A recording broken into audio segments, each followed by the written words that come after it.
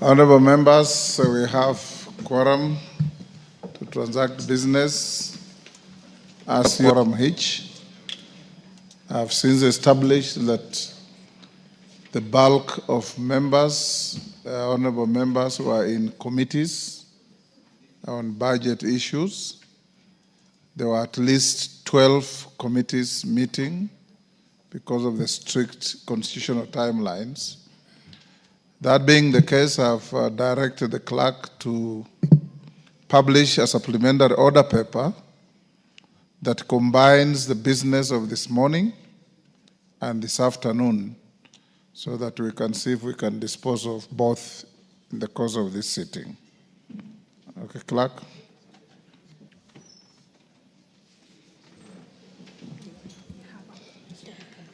Order number 1, administration of oath. Thank you. Order number 2, communication from the chair. Order number 3, messages. Order number 4, petitions. Order number 5, papers.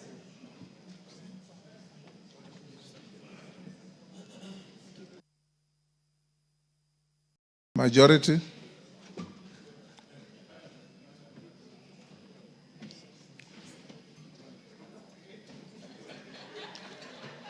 Majority leader. Ruku. Order Ruku.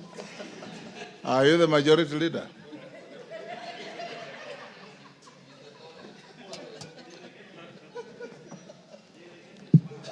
Hold there, Chukonga. In the absence of the majority leader, a member of the House Business Committee can transact business if you have the business with you. Chukonga, go ahead. You have better lockers than Ruku. Honorable Speaker, I thank you very much. Honorable Speaker, I beg to lay the following papers on the table of the House today, Wednesday, February 26, 2025, the afternoon sitting. Reports of the Auditor General and financial statements for the years ended 30th June 2021, 30th June 2022, 30th June 2023, and the certificates therein in respect of the following. 1, Kiamaina Secondary School. 2, Vitengeni Baptist Secondary School. Tala Girls Secondary School. Abel Nyamu Secondary School. St. Martin Gathonsweni Secondary School. Mukurweini Boys High School. Isiolo Boys Secondary School. St. Bridget's Baraka Ontoye Secondary School. Elsa Secondary School. Colson Girls Secondary School. Kilifi Township Secondary School. Muyoko Secondary School. Moi Forces Academy, Lanet. Watuka Secondary School. Majani Mingi Secondary School. Jomo Kenyatta Boys High School. Kiriti Secondary School.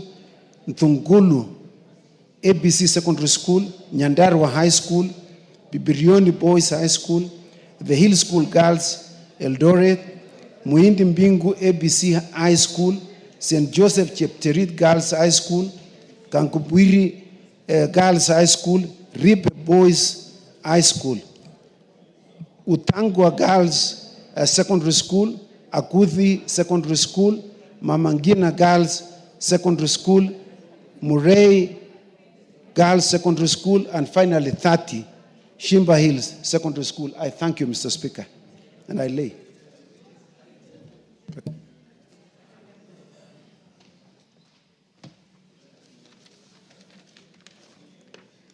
Order number 6, notices of motion.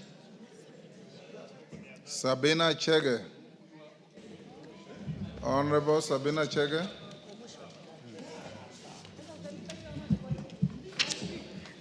Thank you, Mr. Speaker. I would like to give a notice of motion on the implementation of the universal health coverage and a policy on mandatory use of public health care facilities by public officers.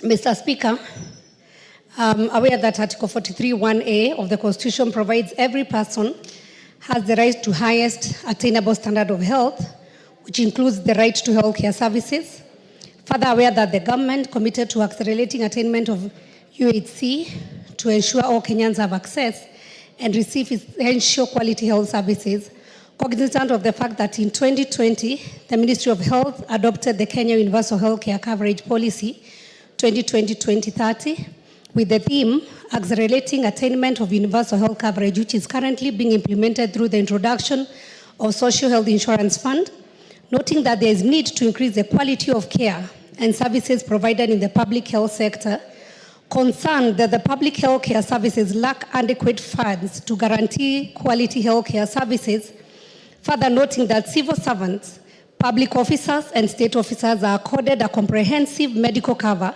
by the respective government agencies, appreciating that the use of comprehensive medical cover by public officers and state officers in public hospitals would guarantee sufficient funding for public hospitals. This House therefore resolves that the government, through the Ministry of Health, implements the Kenya Universal Health Coverage Policy 2020-2030 and introduce a policy on mandatories of public health care facilities by all civil servants, public officers, and state officers in the country who are using medical cover catered for by the government of Kenya. Thank you, Mr. Speaker. Thank you, Sabina Chege. Next. Order number 7, questions and statements. Honorable George Murugara. Thank you. Thank you very much, Mr. Speaker. Mr. Speaker, I rise to ask question number 003 of 2025 as follows. Could the Teacher Service Commission, 1, state why Chakariga Sub-County in Tharaka constituency, Tharaka Nithi County, has not been allocated any teacher slots in the ongoing teacher replacement recruitment exercise?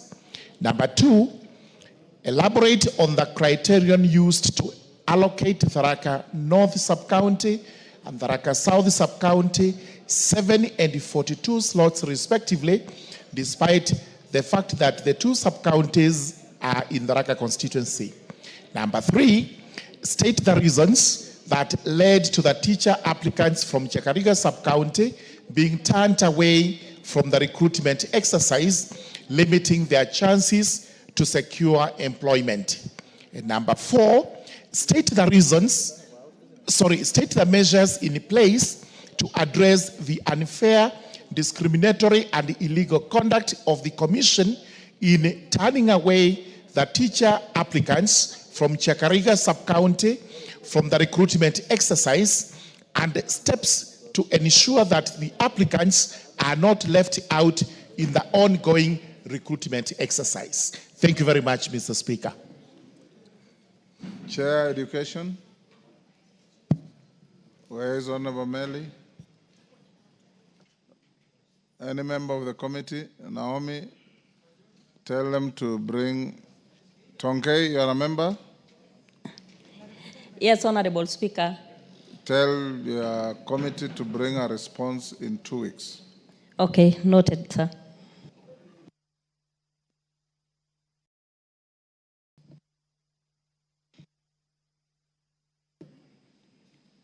Honorable Barongo Nolfason, Bomachoge Borabo. You look startled. Thank you, Honorable Speaker. Yes. Mine was supposed to be a statement. Yeah, that's what I call. Thank you very We much. go to statements. Thank you, Honorable Speaker. Yes. Honorable Speaker, pursuant to the provisions of Standing Order 44-2C, I rise to request for a statement from the Chairperson of the Departmental Committee on Administration and Internal Security regarding the dismissal of Mr. Japheth Mochama Mauti of force number 90638 and ID number 259172223 from the National Police Service.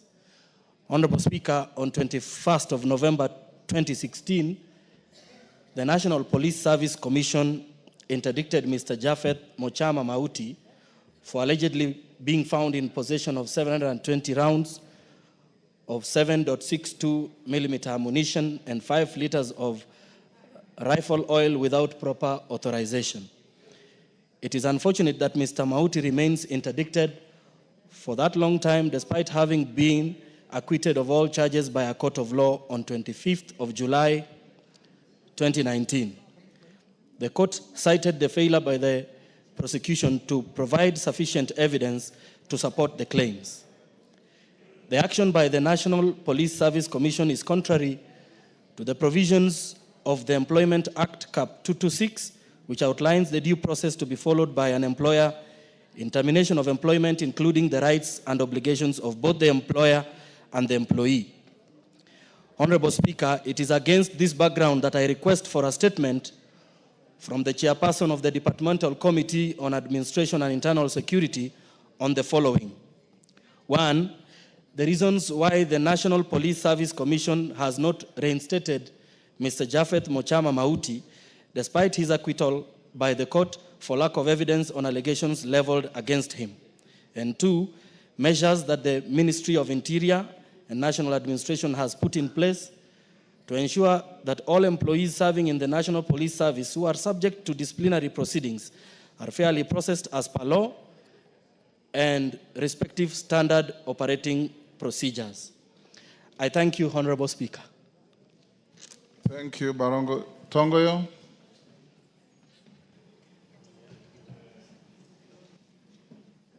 Give him the mic. Oh, thank you. Thank you. Now I've got the mic. I can respond hopefully next week, Thursday. Next week? Thursday. Thursday. Yeah. So directed. Next, Honorable Rebecca Tonkei, Narok County. Thank you, Honorable Speaker. Honorable Speaker, pursuant to Standing Order 44-2C, I raise request for a statement from the chairperson of the Departmental Committee on Agriculture and Livestock regarding the alleged violation of the agreement between the Central Growers Association, CGA, and the Cereal Millers Association, CMA, on wheat uptake. Honorable Speaker, in 2008, the CGA and CMA entered into an agreement to prioritize the purchase of local wheat stock and only import when to supplement domestic production.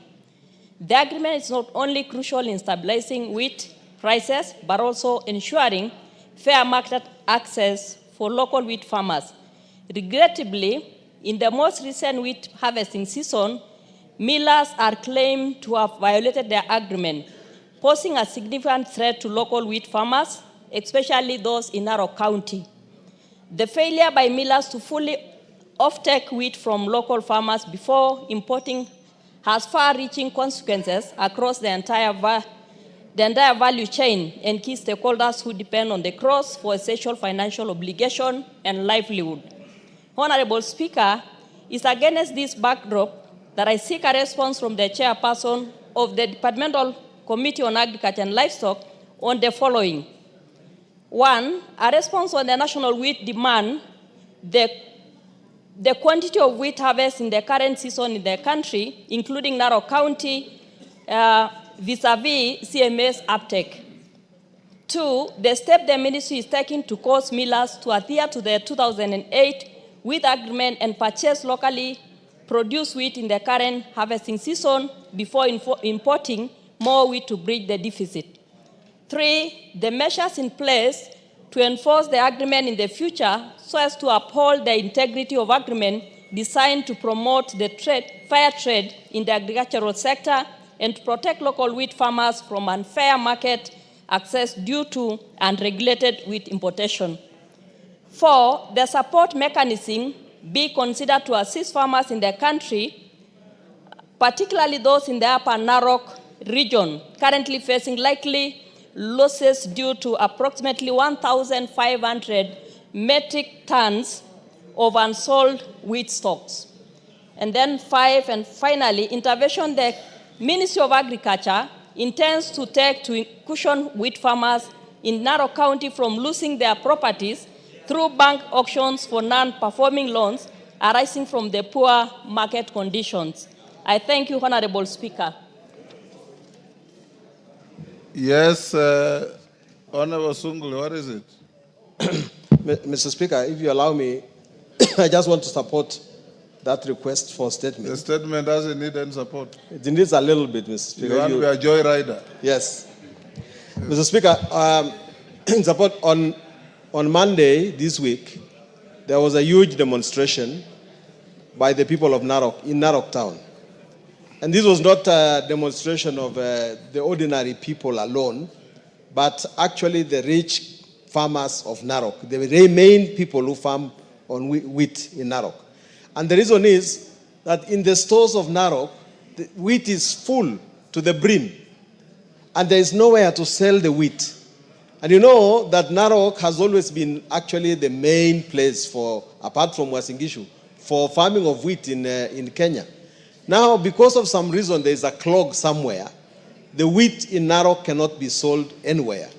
And it is important that this statement be brought out very clearly, because there are some allegations that, in fact, the reason why we are not selling our wheat is because we are importing wheat.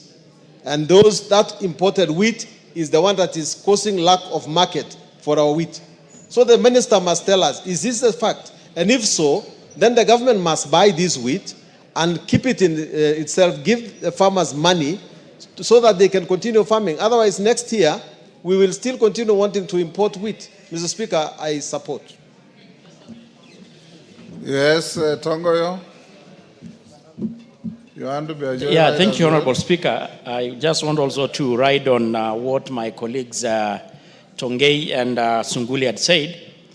Honorable Speaker, it's true. On Monday, the farmers of Narok were all over on the streets protesting over the failure of the cereal board to accept to take their produce.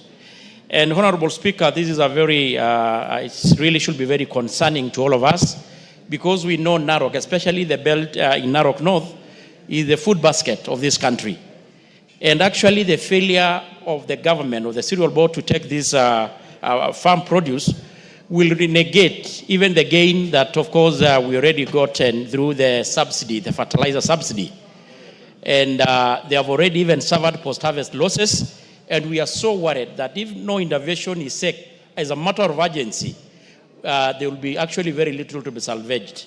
So, Honorable Speaker, I don't want to preempt, but I just want to really prevail upon you that this matter should be handled and treated as urgent, so that at least the produce can be, they're all piled all over the place. I'm told they're even already in Nairobi trying to look where to get helped. So, Honorable Speaker, I just want to prevail that we should look at an immediate, as a matter of urgency, to have the intervention into this. Thank you, Honorable Speaker. Chair Agriculture. Naomi, yes, Ferdinand, you are a member? Yes, I'm a ranking member of that committee. I think given the urgency and given that actually we have seen the demonstration of the farmers, and the wheat is very important for this country, I want to promise that within 2.5 weeks. It can't be urgent, and you ask for 2.5 weeks from now. I think let's make it 1 week. The next 1 week, because Mr. Speaker, what will happen is that we just have to send a team on the ground to be able to also to interact with the farmers. So 1 week, I think today will tell be your enough. chairman you bring a response on Wednesday afternoon. Next week. That's 1 week. Not 1 week is fine. You have given you the week you wanted. Yeah, I'll get in touch with the week. chairman. Thank you. Yes, Okello. Give to Jared. There's one next to you. I thank you, Honorable Speaker. As I join my brother Ferdinand, it is true that we will not disenfranchise our farmers at the altar of importers. At the moment, Honorable Speaker, we have had a stoppage of importation of sugar because the country is believed to be producing enough. And therefore, the farmers of Narok and other areas should not be subjected to economic jeopardy just because some importers have a leverage over others. Honorable Speaker, it is going to involve the Farmers Association to present their petition before the committee. Then there will be the element of National Cereals and Produce Board to come and explain the reasons underneath. And then there will be the Kenya National Trading Corporation, and finally the Ministry of Trade, that all must bring these issues together.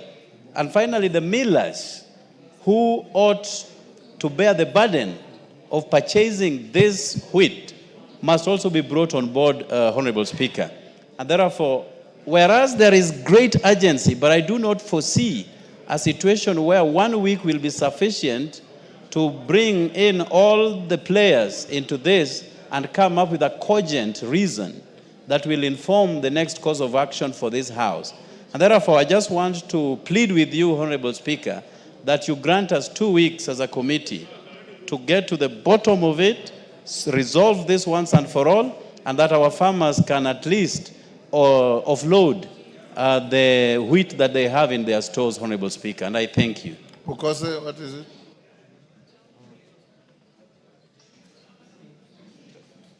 Next. Thank you, Honorable Speaker. Honorable Speaker, I think the Honorable Member is misleading the House, because what the Honorable Tongay has sought is a statement. And you've already ruled, no, it's not a petition, and you've already ruled that in a week's time, the chair of the Departmental Committee on Agriculture should be able to table a report. Now, what Honorable Jared Okello is putting a spanner into the whole issue, Honorable Speaker. And I think that will even lengthen the period for which we can be able to address this very urgent matter that has been confessed by the 3 honorable members who are from Narok. And I think, Honorable Speaker, your ruling should stand. Thank you. Yes, Sabina. And he's not a farmer, Honorable Speaker. Who? Honorable Jared Okello. He's a fisherman. He's not a farmer. So. Thank you, Mr. Speaker. Allow me to add my voice on the same as a member of Agriculture Committee, and also to inform Honorable Pukose that even fishermen are also farming. It's a type of farming. So that is fish farming. And so you cannot rule him out being a farmer. Mr. Speaker, looking at the timelines that you have given and the notice that is supposed to be given for the summons, it is important, maybe, Mr. Speaker, to add us those 2 more days for 2 weeks. But at the same time, Mr. Speaker, I just want to add my voice on importation of products and produces that our farmers are already producing. Apart from what has been raised by honorable members from Narok on wheat, Mr. Speaker, we also have a huge outcry on rice and the farmers from Mwea. So, Mr. Speaker, this is something as a committee we need to look at it wholesomely so that what our farmers can produce. There is a statement on that already coming.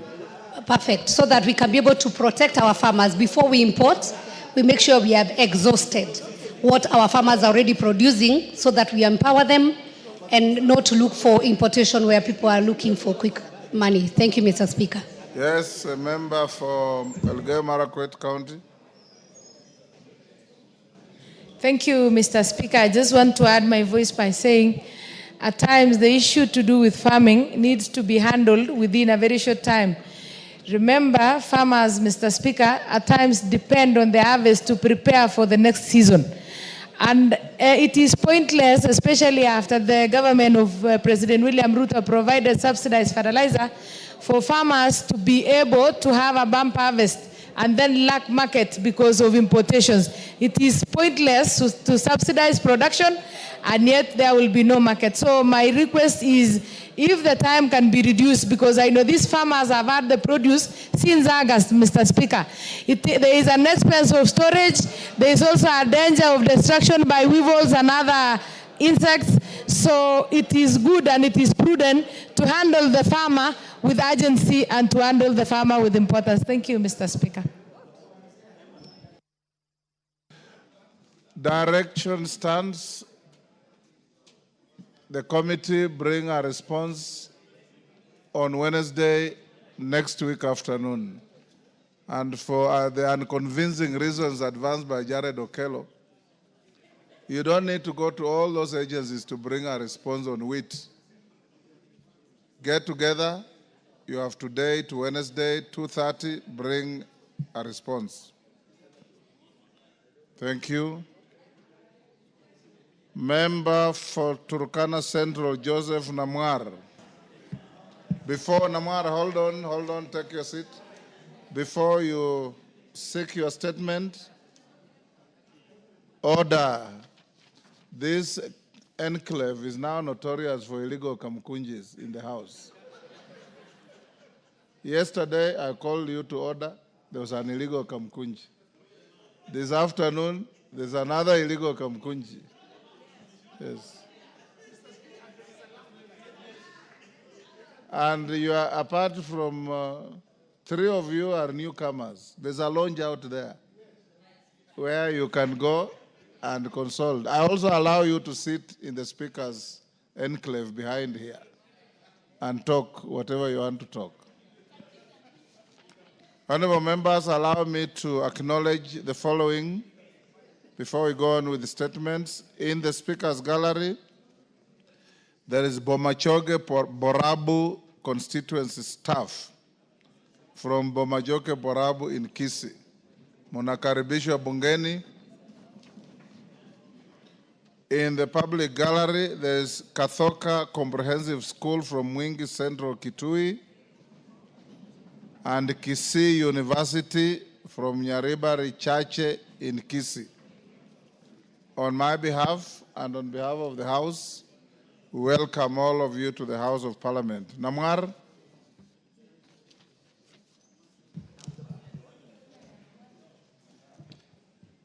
Request for statement regarding submerged primary schools in Turkana Central constituency due to rising water levels.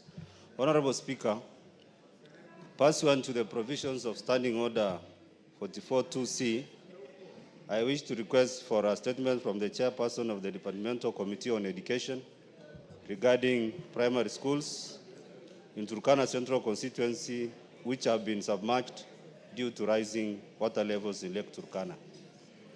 Honorable Speaker, in recent years, the effects of climate change have become more evident with countries experiencing extreme weather patterns.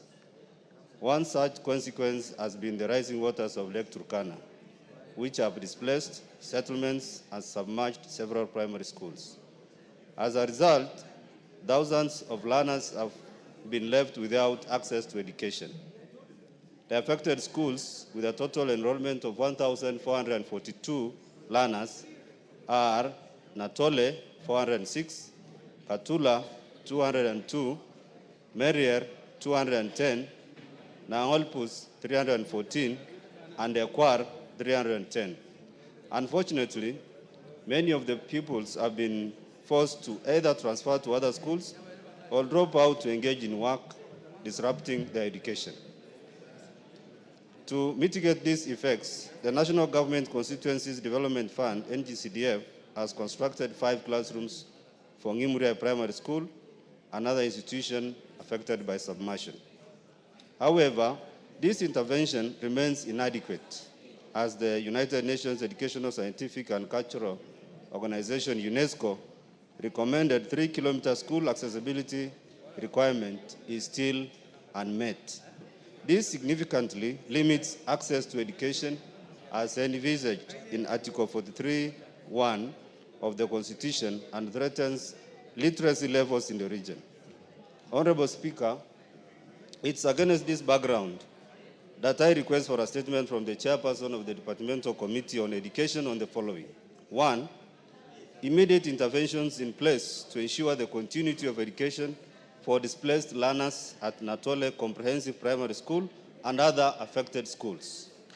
2, a report on the assessment conducted by the Ministry of Education to determine the extent of damage and the feasibility of rebuilding affected schools in several locations. 3, plans to establish temporary learning centers or mobile classrooms to ensure uninterrupted education for displaced learners. 4, measures by the ministry to provide the necessary infrastructure, equipment, and school feeding program for the affected primary schools, given that livelihoods in the region have also been severely impacted. And 5, last, long-term strategies in place to enhance climate resilience in school infrastructure within Turkana County and other vulnerable regions. Thank you, Honorable Speaker. Chair Education, Honorable Meli Tongei, 2 weeks. Yes, Honorable Speaker. Thank you. Honorable members, allow me to acknowledge teachers from Chepgoror Secondary School in Ainabkoi constituency was in Gishu. On my behalf and on your behalf, we welcome them to the House of Parliament. Peter Masara, member for Suna West. Thank you, Mr. Speaker. Honorable Speaker, pursuant to the provision of Standing Order 44, 2C, I rise to request for statement from the chairperson of the Departmental Committee on Education regarding capitation to schools, textbook ratio to pupils, and the state of early childhood development and education ECD programs. Honorable Speaker, the country has made remarkable strides in expanding access to education through initiatives such as free primary and secondary education, significantly boosting the enrollment rates and reducing the educational disparities. However, while access to education is essential, the quality of education must also be prioritized so as to equip learners with the skills and knowledge needed to succeed in the competitive and dynamic environment.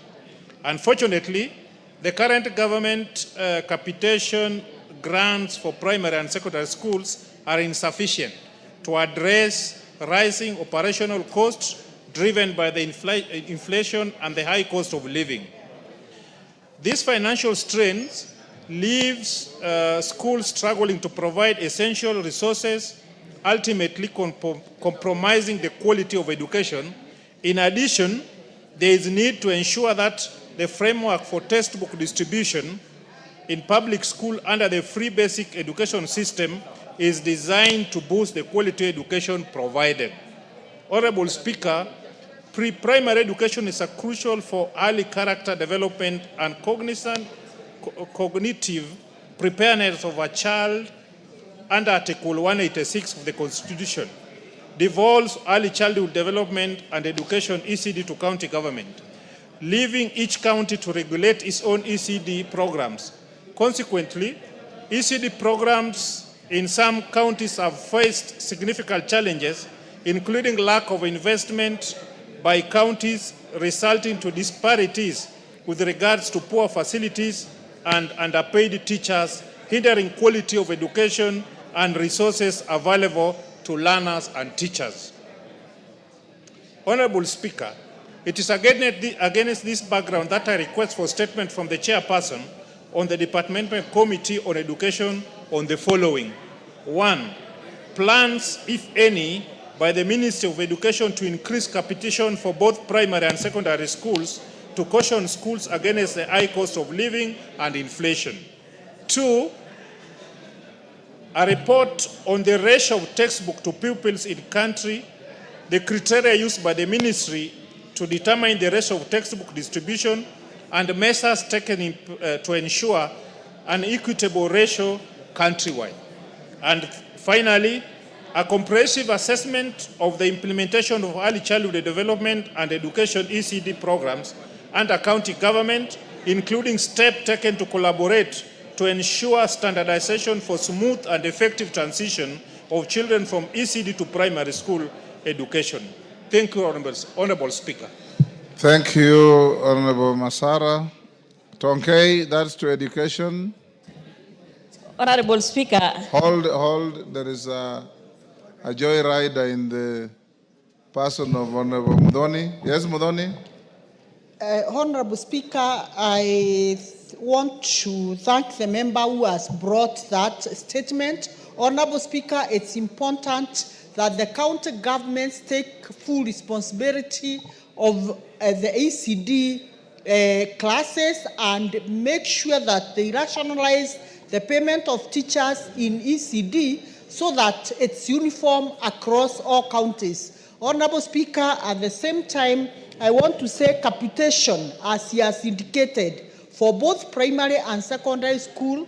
Let the government see if there is a way it can be increased because of the high cost of food and other amenities, Honorable Speaker. Thank you. I support that statement. Tongay, how much time do you require? Honorable Speaker, I appreciate the concerns raised by members. This shows the seriousness people have on the education sector. So we will do this and we respond in 2 weeks. Thank you. 2 weeks, thank you. Honorable Mary Maingi, MP for Mwea.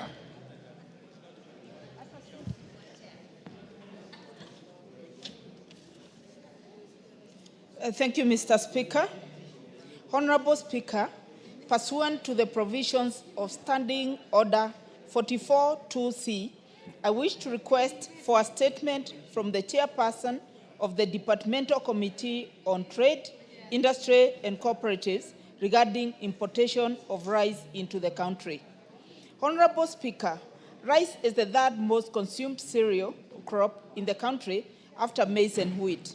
A study conducted by the Sustainable Trade Initiative on Mwea Rice Growers Multipurpose in 2020 showed that about 80% of rice grown in Kenya is from irrigation schemes. These schemes are established by the government and include the Mwea irrigation scheme, which, as per the study, accounted for more than 70% of the rice produce. However, over the years, domestic rice production has not been able to meet market demand, necessitating importation of rice to bridge the deficit and meet the market demand. There have been indications that the Kenya National Trading Corporation, KNTC, intends to import rice into the country in the near future. Considering the investment that have been made to revitalize irrigation schemes in the country, including Mwea irrigation scheme, so as to boost rice production, it is important that importation of rice by the KNTC be structured in a manner that promotes local price production instead of encouraging over-reliance on imported rice. Honorable Speaker, it is against this background that I request for a statement from the chairperson of the Departmental Committee on Trade, Industry and Cooperatives on the following. 1, the total quantity of rice that the government intends to import as part of the measures to supplement domestic production and bridge the deficit in the local demand. 2, the total annual production of rice in the last financial year compared to the local annual consumption projections.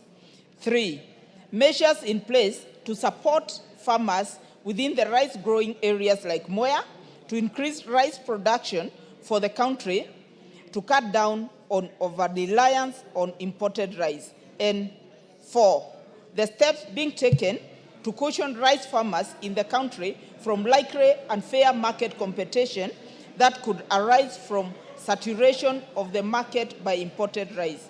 Thank you, Honorable Speaker. Chair, Trade, Industry and Cooperatives. Marianne. Thank you. 2 weeks is adequate for us to respond. Thank you. 2 weeks it is.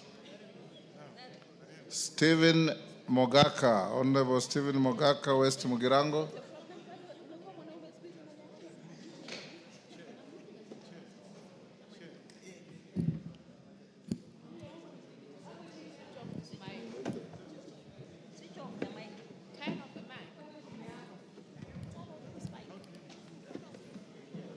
Mr. Speaker, thank you for giving me the opportunity.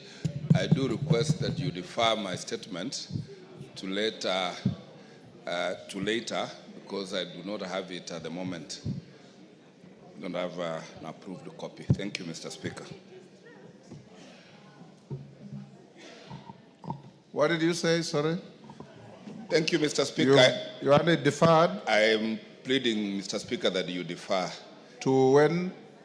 Or you fall off No, later today or even tomorrow, because it is ready if you give me 5 minutes, Mr. Speaker.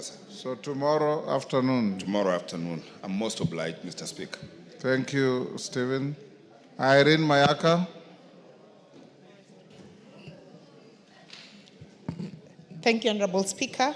Honorable Speaker, I stand to request for a statement regarding the declaration of protected areas in Nyamira County. Honorable Speaker, pursuant to the provisions of Standing Order 44-2C, I rise to request for a statement from the chairperson of the Departmental Committee of Tourism and Wildlife regarding the declaration of certain areas in Nyamira County as protected areas and national monuments. Honorable Speaker, tourism is a key driver of our economy and a significant contributor to economic activity. Nyamira County is fortunate to host numerous sites rich in cultural heritage that are essential for tourism development and economic growth. These sites include the Manga Hills, Emanga Ridge, Engoroya Manga, Kera Waterfalls, Nkora Hills, and Kiabonyeru Hills. On Wednesday, 16th August of 2023, during question time, I posed a supplementary question to the Cabinet Secretary for Tourism and Wildlife regarding the declaration of these historical sites, especially Manga Hills, as protected areas and national monuments. The Cabinet Secretary acknowledged the significance of these sites and confirmed that a proposal was being developed in collaboration with the State Department for Cultural and Heritage and County Government of Nyamira to achieve this objective. Honorable Speaker, it is against this background that I seek a statement from the chairperson of the Departmental Committee on Tourism and Wildlife on the following. A comprehensive report on the progress made by the Ministry of Tourism and Wildlife in implementing the undertaking by the Cabinet Secretary on Wednesday, 16th August of 2023, including specific timelines for completion of the said process. And B, a report on the number of heritage sites in the Nyamira County that currently receive support from the Tourism Fund. And Honorable Speaker, I just want to bring to your attention that this is the second time I'm doing this statement because I did not get a response at the lapse of the last period. Thank you. We'll make sure this time you get a response. Chair Tourism and Wildlife. Where is Honorable Kareke Mbuki? Any member of that committee, Tourism and Wildlife? Naomi, can you relay a message? I will do so, Mr. Speaker. Thank you. They bring, we have already overloaded 2 weeks, Yeah. so we'll give it 3 weeks. Thank you. I will do so. Thank you. Omboko Milemba, member for Mhaya. Thank you, Honorable Speaker. Request for a statement regarding delaying disbursement of funds for the teachers' medical scheme. Honorable Speaker, pursuant to provisions of Standing Order 44-2C, I wish to request for a statement from the chairperson of the Departmental Committee on Finance and National Planning regarding delay in disbursement of funds for the teachers' medical scheme. Honorable Speaker, in 2015, teachers received a medical allowance, enabling them to access healthcare services through private insurance or out-of-pocket payments. In 2015, the government introduced a medical scheme that is administered by a consortium of insurance companies led by Minet Kenya insurance brokers and remitted to the National Treasury. Furthermore, the teachers contribute 2.7% of their salary towards the social health insurance fund, SHIF. Unfortunately, Honorable Speaker, since September 2024, there has been a cessation in medical capitation funds from the National Treasury. This has led to hospitals withdrawing services or demanding out-of-pocket payments from teachers due to non-payment. Consequently, Honorable Speaker, over 300,000 teachers nationwide and their dependents are being denied medical services and experiencing poor treatment by the medical providers, despite regular deductions from their salaries intended for the medical scheme.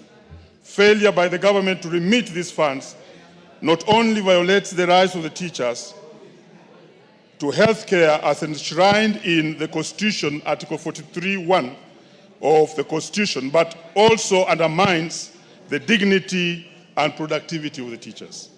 Honorable Speaker, it is against this background that I request for a statement from the chairperson of the Departmental Committee, Finance and National Planning, on the following.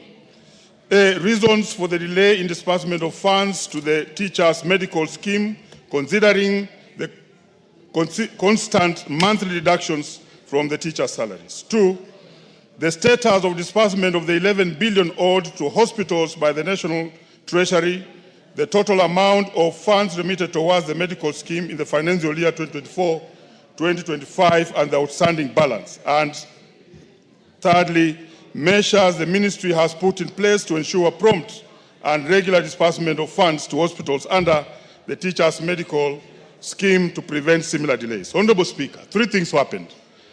Teachers surrendered their medical cover every month, which was a % of their monthly earnings. Number 2, today teachers are the heavy lifters of SHIF and SHA. They also pay a % of 2.7%. Third thing, Honorable Speaker, the same teachers who surrendered their medical cover to get private medical scheme now are paying 2.7 and are currently not having a medical cover. We don't want the teachers to join what we talked about as the strike by the national hospitals. I would really wish to ask this House, through you, Honorable Speaker, that this is expedited so that we don't get teachers to that bracket. Thank you, Honorable Speaker. Chair, Education. Oh, you asked for finance. Yes. Honorable Speaker, Chair, I thought it should have gone to education. It should have gone to education, yeah. But you chose. I thought it should have gone to, but the right has put finance, but education will be the correct place. I thought so too. But it is the finance, it is treasury that releases the money to the. Where is the chair finance? Benja. I direct you bring a response next Thursday. Next week. Mr. Speaker, thank you. And I want to thank the member for asking that very important question. But I also thought maybe you should go to Chair Education unless the member has information that the money has not been released from Treasury to Ministry of Education.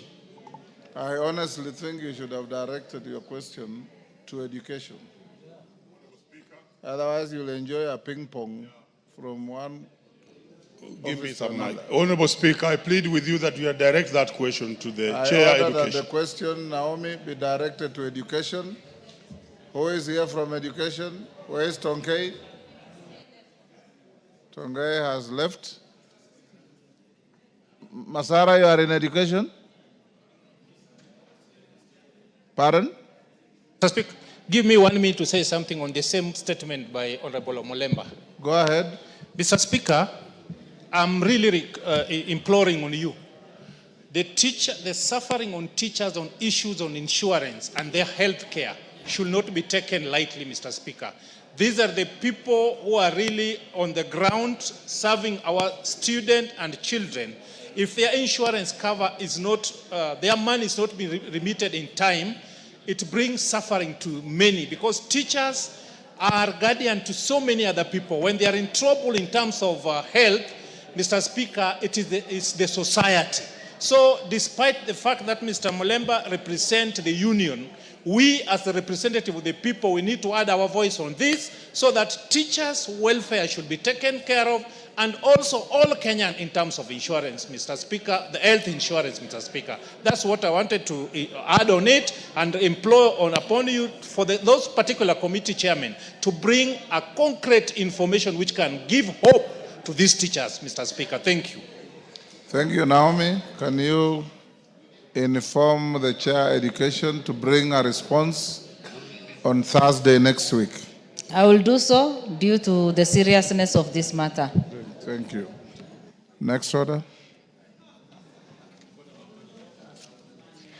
Order number 8, the Equalization Fund Administration Bill, Senate Bill number 14 of 2023. Second reading, question to be put. Yes, on this order, Then let's put the question first. I'll give you. Order, members on your feet, take your seats. Order, take your seats. Kwame, take your seats. Honorable members, I now put the question at order number 8, which is that the Equalization Fund Administration Bill, Senate Bill number 14 of 2023 be now read a second time. As members of that opinion say aye. Will those of the contrary opinion say nay? The ayes have it. A bill for an act of parliament to provide for the administrative structures for the management of the Equalization Fund, to establish an advisory board, and for connected purposes. Next. Order number 9, the Insurance Professionals Bill, National Assembly Bill number 13 of 2024, second reading, question to be put. Order, honorable member on your feet, take your seat. Honorable members, I now put the question at order number 9, which is the Insurance Professionals Bill, National Assembly Bill number 13 of 2024, be now read a second time. As members of that opinion say aye. Will those of the contrary opinion say nay? The ayes have it.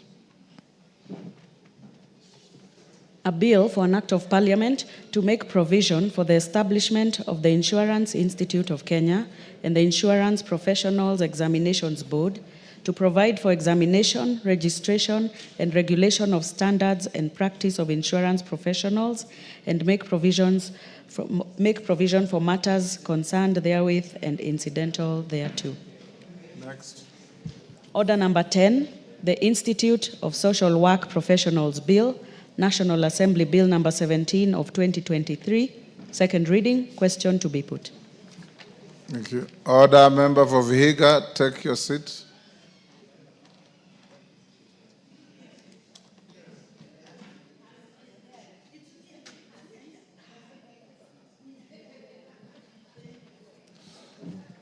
Honorable members, I'll now put the question at order number 10, which is that the Institute of Social Work Professionals Bill, National Assembly Bill number 17 of 2023, be now read a second time.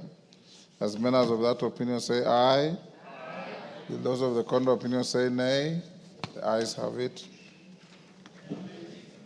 A bill for an act of parliament to provide for the establishment of the Institute of Social Work and the Social Work Professionals Board, to provide for the examination, registration, and regulation of the standards and practice of social work professionals, and for connected purposes. Yes, Wamboka. Member for Bumula. Thank you, Honorable Speaker. I rise on point of order 83, as read together with the 217 and 232, on a matter that I will be seeking a clarification, Honorable Speaker. You did rule and directed the liaison committee to deal with the budget issues a couple of days ago, Honorable Speaker. But aware, Honorable Speaker, that the life of 18 committees lapsed. And unfortunately, Honorable Speaker, all the members, the chairman from the minority side, their committees lapsed. So as it stands, Honorable Speaker, the liaison has only composition of chairman from the side of the majority, and therefore bringing its constitution to question, Honorable Speaker. Is it properly constituted as defined and put it to meaning the spirit of Standing Order number 217? I will need your clarification on that, Honorable Speaker. And now that the constitution of the liaison committee is in question, can it handle the budget on behalf of the budget committee? Honorable Speaker, we are aware that chairmen present their budget, defend their budget to a budget committee. And now that we don't have minority side, chairmen from minority side, are these chairmen looking at their own budgets? And finally, Mr. Speaker, and to we disenfranchising the minority side that forms part and parcel of this House. I'll be seeking your ruling on that, Honorable Speaker. On the second issue, Honorable Speaker, this House last budget passed an amount of 68.23 billion, made up of an annual allocation of 54.77 billion, and the carryovers from financial year 2023-2024 of Kenya shillings 13.45 billion. The Ministry of Treasury and Planning, and this, Honorable Speaker, I just want to bring to the attention of the House for noting, while defending their budget policy statement to the Committee of Finance, they have proposed for 25 for the year, for BPS, for the year 25-26, they have scaled down CDF from 68 billion to 26 billion. Yeah, I wanted the House to take note of that. And Honorable Speaker, the law talks of 2.5%. And looking at what the ministry has given as their estimate on the national government share of 2.562 trillion, therefore CDF's share ought to be 64 billion. Honorable Speaker, I've just brought to the attention of this House because if that passes without our realization, then there is no other way we will reverse that, Honorable Speaker. Thank you, and I beg for your guidance. Thank you, Honorable Amboka. On the issue, yes, Majority Leader? Majority Hold, Milemba wants to say something first. A great Honorable Speaker, and thank the Honorable Member for raising the matter that he has raised, because in the House Business Committee the same matter came up, and I want to indicate, Honorable Speaker, that there are certain timelines that have been given for certain happenings, and one of them, as per the new constitution, is the budget-making process. And therefore, possibly the constructors of the constitution wanted this to happen so that we don't have a situation whereby a lapse or a happening within the parliament itself can block processes that are very important, including budgeting, to happen.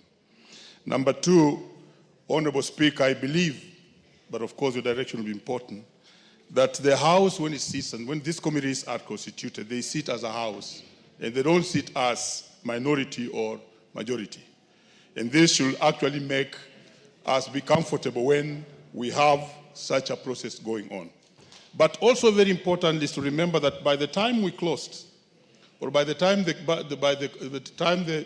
committee lapsed, we had also issues with the budget committee. In fact, that's what makes me stand. The distribution that had been done by the budget committee in terms of resources, you remember, we had questioned it. And therefore, for me, allowing another unit or a different setup to do that reallocation will be very, very important. And I want to convince the Honourable Member speaking on this, that you yourself, you are a victim just like myself on the distribution that was done by the previous budget committee. Thank you, Honourable Speaker. Majority Leader. Thank you, Honourable Speaker. And I heard what the Honourable Gachagua Amboka has raised, and I agree to an extent with the response by Honourable Omboko. Because one, Honourable Speaker, for Honourable Amboka's benefit, it's not the first time that the Speaker is directing that the budget process, whether it's BPS or even the budget itself, be done by the liaison committee. Indeed, those of us who were here in the 11th Parliament, you remember, mid-term, just like now, the entire Budget and Appropriations Committee was disbanded by the House through a motion that was tabled by the late Honorable Gachagua MPs that dismissed the entire Budget and Appropriations Committee of the House. And for the rest of that term, for the next 3 years, the budget process, making process was done by the liaison committee under the able chairmanship of the then Deputy Speaker, Honorable Cheboy. We still have a liaison committee, Honorable Speaker, and I hear Jack's concerns that the minority might not be represented. But when committees sit, as the Honorable Mboko has said, they do not sit as committees of the majority or minority, they sit as committees of the House. But more importantly is that whatever outcome of a committee's report or the outcome of a committee's work must and will end up in this plenary, where we are all represented and we are representing the people on whose behalf we are engaging in that budget-making process on. Therefore, Honorable Speaker, I do not find in my thinking anything wrong with the liaison committee as currently constituted, considering both the BPS and even if you were to move on to do the budget, the supplementary budget too, the liaison committee is well placed to consider those. And again, Honorable Mboka is asking, is it that the chairs of these committees, the departmental committees, will be considering their own budgets? It's true. They actually present their own budgets before the Budget and Appropriations Committee.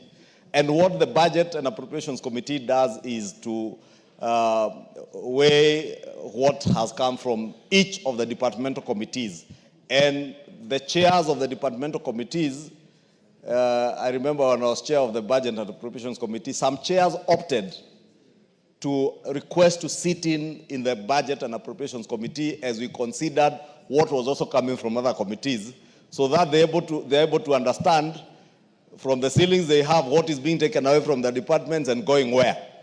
And nothing stops any chair of a committee or indeed any member who has interest in the BPS process from seeking the chair's permission, the deputy speaker or whoever will be chairing the liaison committee, to appear before that committee should you have an interest that you want to engage in that process. But hopefully, Honorable Speaker, as we indicated in the House Business Committee yesterday, and I believe the leader of minority is not here, but the minority whip is here, we are completing the reconstitution of all these committees. And I am sure that's why, Honorable Speaker, you did not see myself, Honorable Millie, Honorable Junet here this morning. And part of the yesterday evening, we will be completing this work, and our whip will be completing this work. The Selections Committee is due to sit tomorrow afternoon at 4 p.m. Once we complete that and the reconstituted committees list is approved by the House Business Committee, we should be able to reconstitute these committees, and hopefully they would even catch up before we finalize with both the debt management strategy paper, BPS, and the supplementary appropriations bill. But just to reassure Gachagua Mboka, there is absolutely nothing to worry. Whatever outcome will come back to you here in plenary to approve. And Honorable Speaker, I believe Jack looks very well satisfied now. So, first of all, Honorable Mboka, in future when you have a matter of that nature, as a matter of courtesy, approach the chair and tell the chair that you have such a matter to raise, or even go to the Speaker's chamber so that we can be able to deal with it. Be that as it may, what Honorable Mboko Milemba and the Majority Leader have said partly deals with the matter, and is not without precedent. On February 16th, 2016, Honorable John Badingongo raised exactly the same point of order when there was a similar situation. And the Speaker ruled that because of very strict timelines in the budget process, and because we have the liaison committee that can step in and handle the matters, the House should not allow a vacuum to prevail. And the Speaker directed that the liaison committee, as it is now, should handle the issues of budget. Number two, this matter came up in the House Business Committee yesterday. So if you had properly consulted with the minority leader, Honorable Junet, the House Business Committee unanimously agreed that in the interest of meeting constitutional timelines and that looking at the totality of the issues at hand, no prejudice will be occasioned, the liaison committee will deal with this issue until the committees are constituted. And I directed that both sides of the House, the leadership, must be ready with the constitution of the reconstituted committees by end of the day tomorrow, so that we can be able to open next week with committees in place. Those that have been reconstituted differently, elect their chairs and get on with the work. On the issue of the percentages on CDF, we have a CDF committee in this House led by Musa Sirma, but I think it's one of those that have lapsed. I'll direct that as soon as the committee is reconstituted, your matter be placed before them so that they can deal with the matter together with the committee for finance, not finance, for budget, so that where there are percentages locked in the Constitution, they must be respected. And we'll ensure that that is done, because I'm a firm believer in CDF and what CDF does in the country, and any shilling less on CDF affects wananchi directly. It is so directed. Thank you. Yes, Wamboka, you have something else? Thank you, Honorable Speaker. I'm well guided on the issue of liaison, and similarly on the issue of CDF. It's just a worrying trend that even Kera money, Honorable Speaker, you may not be aware, and we will be bringing a substantive motion to deal with that. Even Kera money has been cut, revised downwards. I thought Kera is subject of a court dispute between a group, I understand, surrogate litigants engineered by COG, competing against the interests of your constituencies in management of some Kera funds. It is a matter that we are dealing with. Let's, Honorable Speaker, we will need your direction, because we need to be very firm. If they are surrogating, COG surrogating, we can also surrogate. So that, because why should we be the people all the time? Parliament is not looking for any surrogates. We are defending that suit with all the veracity we have. Honorable Speaker, in the meantime, Honorable Speaker, yes, why would Kera be revising these figures downwards?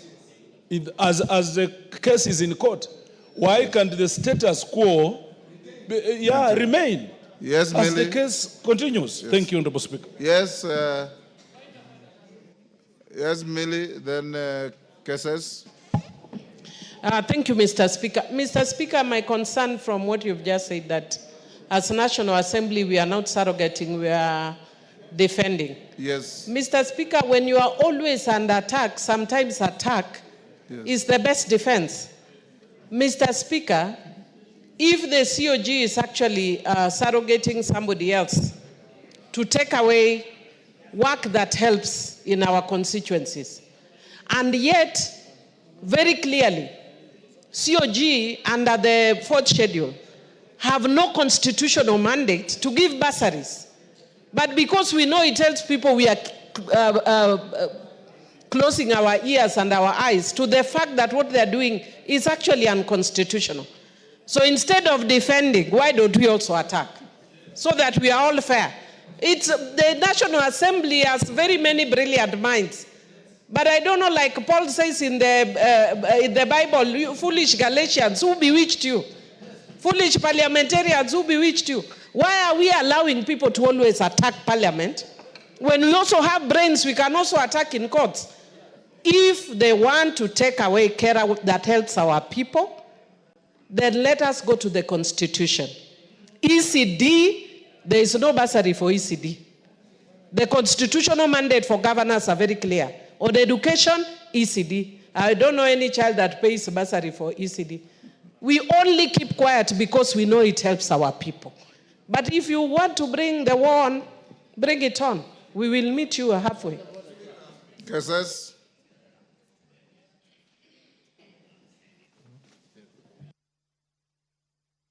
I'm here. Thank you so much, Mr. Speaker.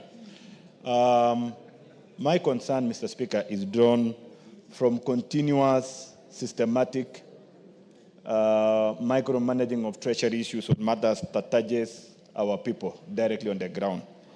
As we're even looking at the issues now that the treasury is deliberate on reducing the NGCDF and the budget policy statement for financial year 25-26, I'm aware that there is stern instructions that has been given to the regional managers or regional directors for KERA not to award letters to the recent publicized notices inviting contractors to undertake the works. They did deliberate invite bids. They have done the process. They have completed procurement process. But now they have been instructed not to issue award letters for works to start just because somebody somewhere want to reduce or want to control releases. Whereas we are aware the question of the money in question is around 10 billion. All some of the money are more than the 10 billion. What is happening on the awarded jobs already? It looks like somebody somewhere wants to utilize this particular situation to perpetrate their interest in not allowing money or funds to be utilized on the ground for service delivery. Mr. Speaker, I think this one, we have to look at beyond this. There are some people even inside Treasury that they want to play games with this particular situation. It is not the issue of the court, but they have a direct interest in manipulating the services to the people, especially those that are being oversighted direct to the constituency level. It looks like even these issues of Council of Governors are being facilitated by people also on the other side, so that they confuse service delivery, where people of Kenya have been receiving services directly on the constituency level by virtue of supervision and oversight that is being provided for at that level. I think, Mr. Speaker, it is time to call a spade a spade. Somebody somewhere must take responsibility on this. Thank you. Yeah, Majority Leader. Thank you, Honorable Speaker. Maybe just to inform the House and jog your memories a bit, you know we came from a very long recess. Last year, we published the County Additional Allocations Bill of 2024-2025, which went to the Senate and they put this RMLF money, road maintenance levy fund money, in that bill. We were to go into mediation, and unfortunately that mediation process lapsed at the end of the last session. Those who were here last week, we just republished, and I think we've already read for the first time, that bill republished without the RMLF money in the bill. And we will process it without RMLF, because that is the right thing to do. And probably is a good time to speak to our colleagues in the other house that many counties, I had an engagement with two governors, and let me not mention their names here, Honorable Speaker, but they were telling me in one of them in their county, they have money for KUSIP going to about 1.1 billion shillings that they cannot access because some other governors want to fight over RMLF.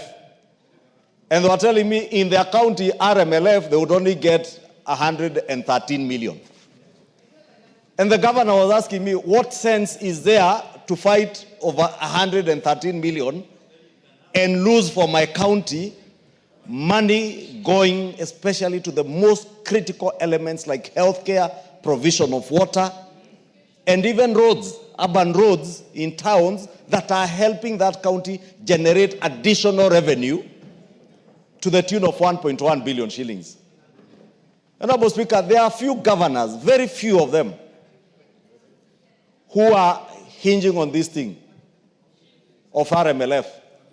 Honorable Speaker, you remember even when we were debating this bill last year, we reminded them that back in 2021, when we had the same stalemate, the national government in one instance added a whopping 53 billion shillings to the division of revenue bill for them to be able to cater for roads in counties, Honorable Speaker. Ask Kenyans anywhere in this country where they see governors doing roads. And I'm not asking members of parliament, I'm asking Kenyans. Kenyans can tell us which governors are doing any roads anywhere. If anything, Honorable Speaker, what happens is that the roads that are being maintained by KERA, governors then duplicate the same roads so that they loot from public coffers, Honorable Speaker. And we must call out this corruption for what it is, because it is nothing other than blatant corruption in the counties, Honorable Speaker. And they are not fighting for this money because they intend to maintain any road. In my constituency, Honorable Speaker, I have not a single road that I can show that the county government of Kiambu that has maintained in the last 3 years. None. And if you speak to constituents around the country, they will tell you the same. Honorable Speaker, read the Comptroller of Budget reports. How many counties are devoting money to development? Many are busy devoting money to freebies, things that are politically expedient and that are exciting to the masses, but not those sustainable things that members of parliament ensure through proper oversight of RMLF that KERA and KURA are actually maintaining roads in our counties and constituencies, Honorable Speaker. Therefore, Honorable Speaker, we have pleaded with the executive through the office of the Deputy President, who is a chairperson of IBEC, to call to order through IBEC the Council of Governors. First, to withdraw that case in court, because there is absolutely no reason why 10 billion shillings would be lying idle at a time when we are about to get into the short rains, and Kenyans will be crying about roads that they cannot access their farms and get their farm produce to markets because governors are holding money through a court process, Honorable Speaker. We are pleading, and we have asked the Deputy President through IBEC to speak to the Council of Governors to first withdraw that case. But also, as a House, we will process the additional county allocations bill without RMLF. And let me tell them, it will never pass through the floor of this House. Let me not talk about courts. This House, this floor, RMLF is a live wire that you will never touch. And we will consult with the leadership in the Senate so that no senator even imagines that they can amend that bill when it goes to them to reintroduce RMLF. Because it will end up in another stalemate, a mediation process that we can tell them, even before it starts, it will go nowhere.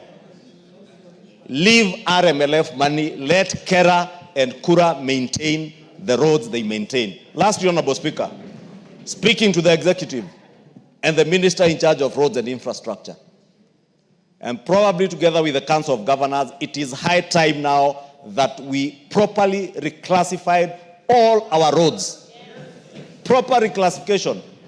I have seen in some countries, Honorable Speaker, if you go to South Africa, you will see a road marked with numerals and alphabetical alphanumeric coding that clearly tells members of the public that this is a county road, this is a municipal road, this is a national government road.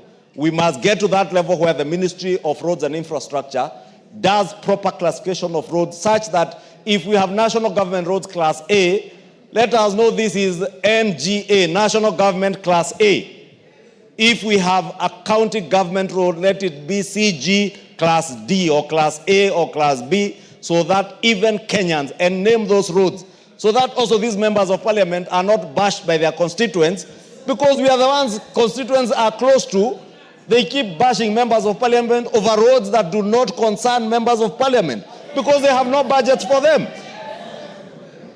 And the governors who have money for maintaining these roads are busy buying chicks. Some buy maize flour, some buy dengue to give as freebies to constituents to excite people for political expediency. It is high time they also called out, and Kenyans must begin reading those Comptroller of Budget reports to see that counties are not devoting money to development. And that is why now we can't satisfy their insatiable greed for more money to steal. We can't satisfy their greed, honestly. We must maintain our position to offer meaningful oversight over Kera, Kura, and Kenha to deliver on maintenance and construction of roads. Because, you know, again, they assume that this money is managed by members of parliament. None of these 290 members of parliament representing constituencies, or even the 47 women reps, or even the nominated 12 members, manage this money. This money is managed through the regional offices of Kera, under the Director General of Kera and Kura. Members of parliament come nowhere near it. Members of parliament don't even sit in the procurement committees. Our only interest is proper and meaningful oversight for delivery of services to the Kenyan people. The others are only bothered about what they will steal. They want to steal from hospitals. They have looted hospitals. They have looted our water projects. They now are after roads. Honestly, who will satisfy their insatiable greed, Mr. Speaker? We cannot, and we will not satisfy by processing that additional county allocations bill with RMLF included. I hope my leader of majority in the Senate has heard me. Thank you, Honorable Speaker. Minority Leader. Thank you, Mr. Speaker. Mr. Speaker, I just want to add a few things to what the majority leader said. Mr. Speaker, this issue of RMLF has been on this floor now for some time, even since last Parliament, Mr. Speaker. Mr. Speaker, what I have come to realize, there is a systematic program going on in this country to disconnect members of this House from the public completely. Mr. Speaker, I don't know where that plan is hatched, Mr. Speaker, whether it is in the executive or in the judiciary or somewhere. Mr. Speaker, there is a serious plan to disconnect members of parliament, especially members of the National Assembly, from the public, Mr. Speaker. Mr. Speaker, people tell you that it is not your work to bring development to the people. If I cannot bring development to my people, what is the plan? What is the constitutional requirement of representation?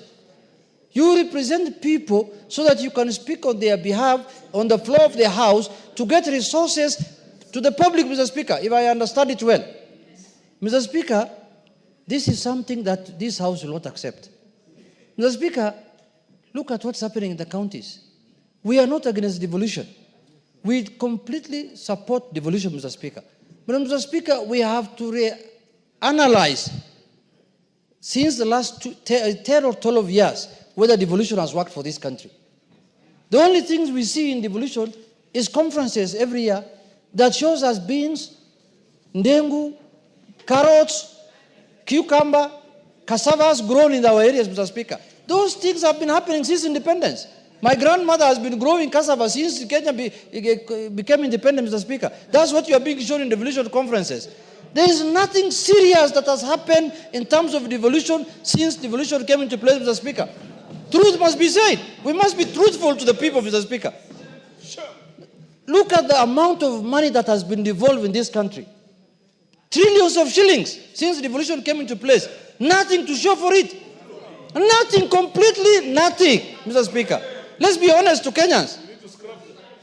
Mr. Speaker, we don't want to describe them as devolved corruption. But people are preoccupied. Mr. Speaker, can we have order here? people are preoccupied with the little money that has been devolved through NGCDF, little money that has been devolved to the constituencies through RMLF, and people don't take note of the billions of shillings that are being devolved every financial year, Mr. Speaker. Counties are getting their money. They are never in arrears. Even if they're in arrears, it's 1 month, 2 months, in the end the money goes down to the ground. There are counties that are holding billions of shillings in their central bank accounts.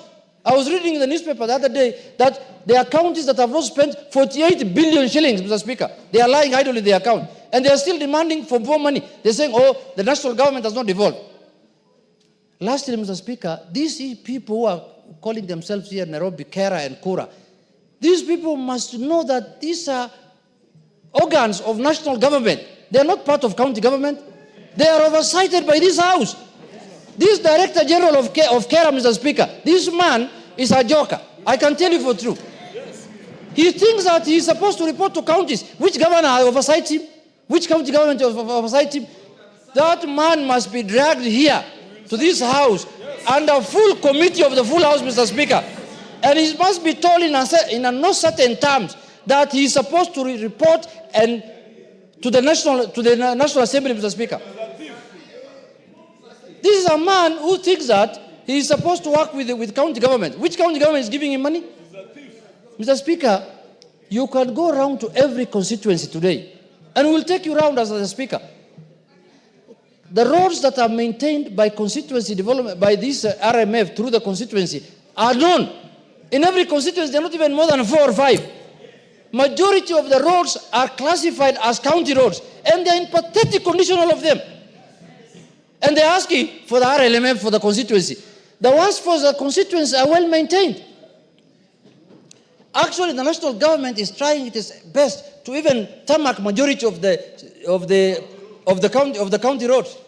Mr. Speaker, we cannot take this thing anymore lying down. We will put our foot down. We are tired of these shenanigans of counties and judiciary all the time saying CDF is unconstitutional, and these people are enjoying their monies. They are not delivering any services to the public, and the people who are supposed to do that work are being curtailed, Mr. Speaker. This matter must come to an end, and we are going to pass, as the majority leader said, the county revenue allocation, the extra money we are giving them through the bill that has been brought here, without RLMF. If they don't want money, the bill will get stuck here for good. You can continue with the one that you have been given at the beginning of the year. And I want to tell the Council of Governors, please, don't joke with members of Parliament. They have been elected just like the way you have been elected. Your votes, we got votes the same way you got votes. Some of you, we just go through waves. You know, there are people who are saying, when the new constitution was being formulated, governors should have been appointed job. There are people who are saying that. Yes. We can amend the constitution, if need be. Yes. So, Mr. Speaker, in conclusion, we are saying, let us respect everyone's work as enshrined in the constitution and the laws, Mr. Speaker, and we must make sure that we are not supposed to be made like we are not supposed to bring any development to our constituency. A governor told me, Mr. Speaker, he told me on my face that, you know, your work is representation and oversight. You're just to go and make noise in Parliament. That is all. That's your work. You don't have any other work. I told him, my friend, when we are going to do the division of revenue bill, we will give you very little money if you talk like that. That's when you'll realize what power is as the constitution given to the National Assembly. So, Mr. Speaker, we support the devolution, but the county, what is this thing called? The Council of Governors. This amorphous thing first. It's not in the constitution. I don't know, it's in the County Government Act or something, Mr. Speaker, which we can repeal even that one. They must respect members of Parliament henceforth. And that is not anything we are begging for. Mr. Speaker, it's an order. And we will stand firm to make sure that our constituency gets development as required by law. Thank you, Mr. Speaker. Your leaders have spoken. Can we end there and go to some other business? Yes. Yes. Yes, Caroli, what is it? Honorable Speaker, for giving me this opportunity. I'll add on to what Honorable Millie had said, taking the war to them.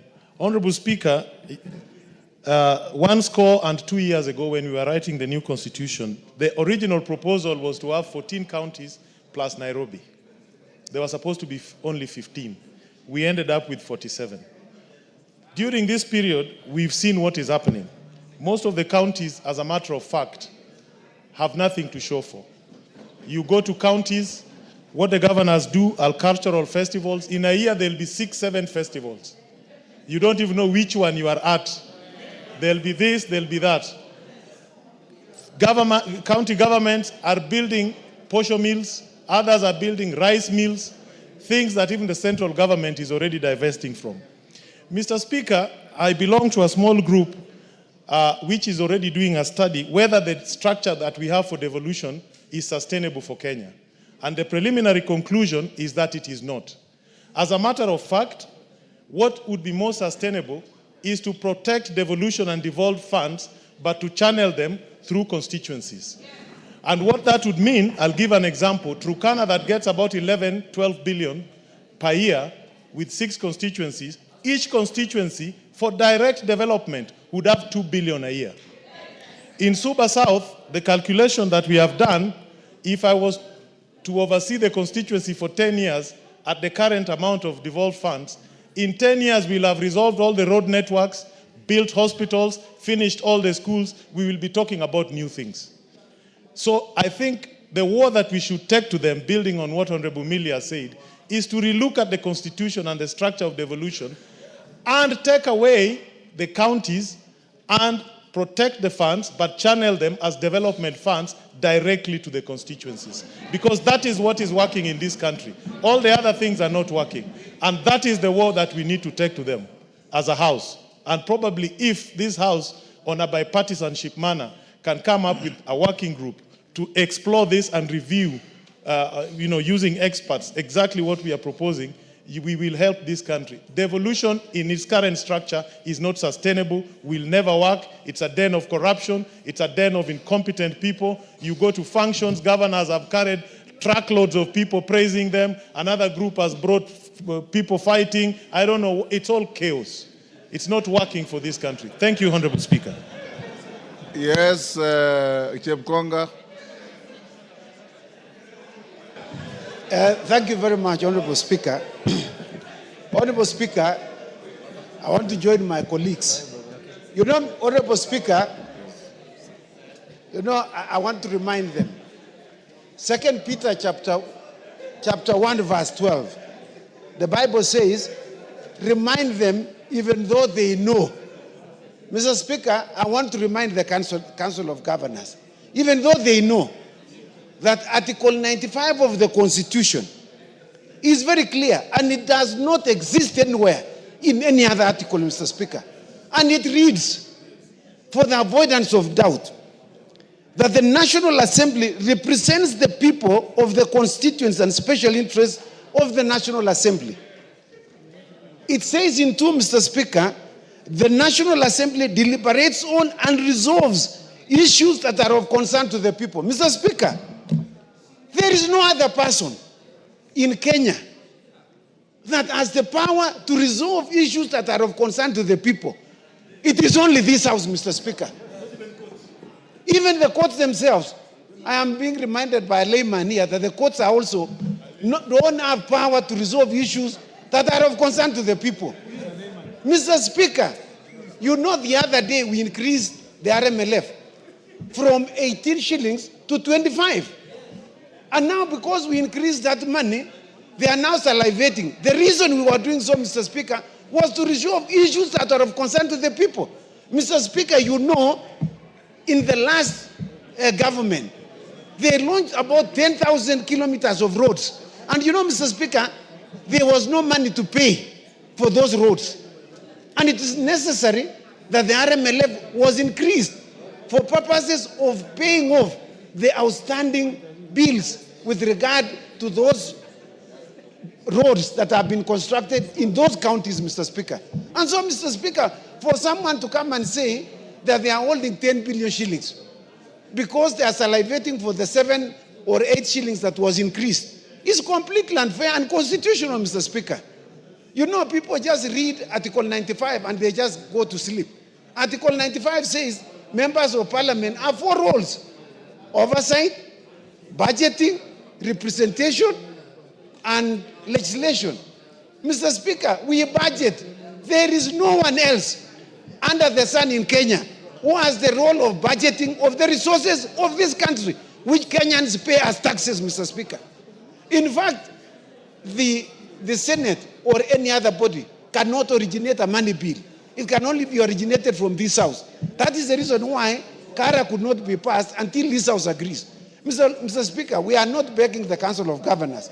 We want to ask them to withdraw that bill so that they can be able to get their money, which is more than the 10 billion shillings, Mr. Speaker.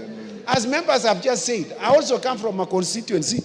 I have never seen any Council of Governors repairing roads in Nairobi or maintaining them, Mr. Speaker. In fact, most of the time we are asked, please assist us, we know this is not your road. And we go and plead with the Director General of Kera, please, could you assist these people of Ainabkoi who have a problem with this road?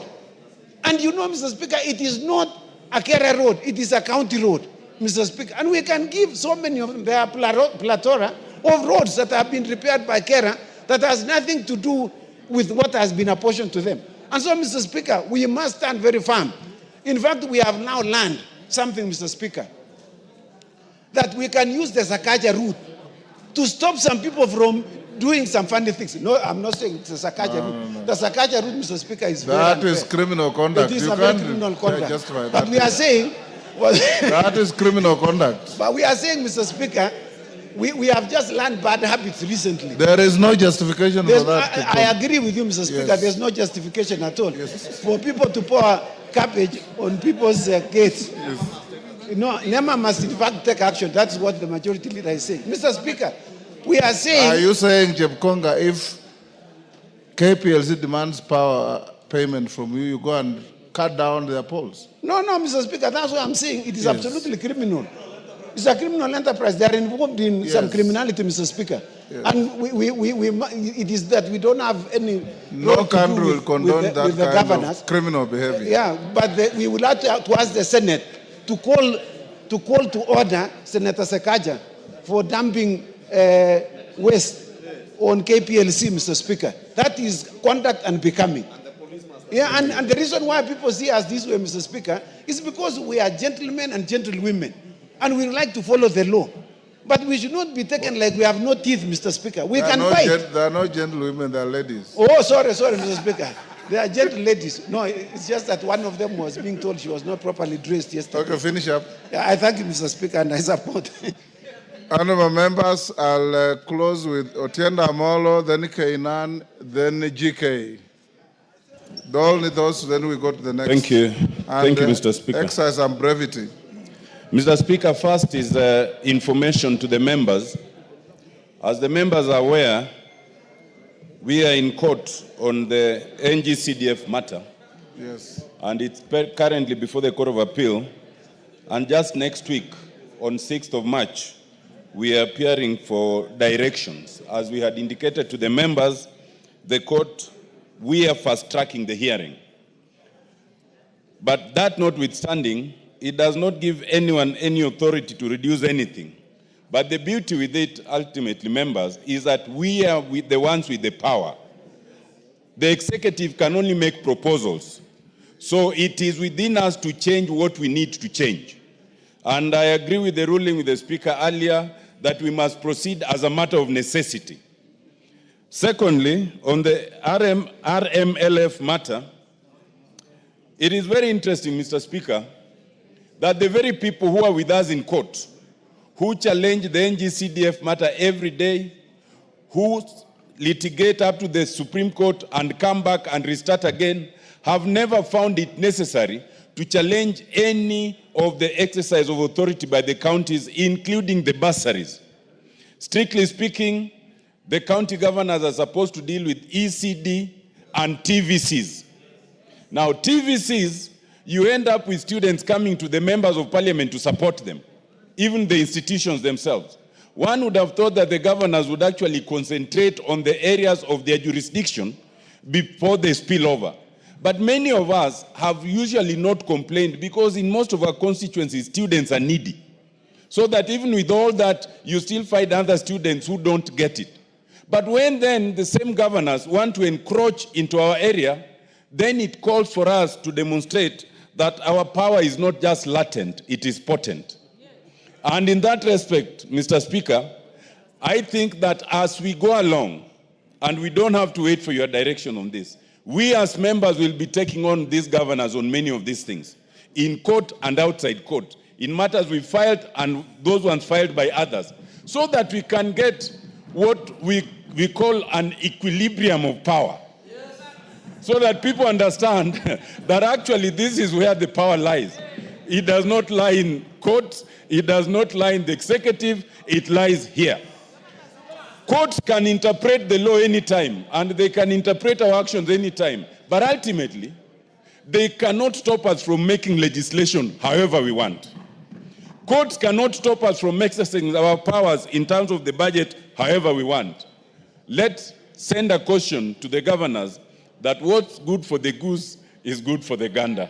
Thank you. They won't understand that English. Thank you, Honorable Otienda Amolo, for order. Thank you, Otienda Amolo, for finally agreeing with the Speaker that power lies here and not elsewhere. Kainan? Mr. Speaker, allow me to join this debate.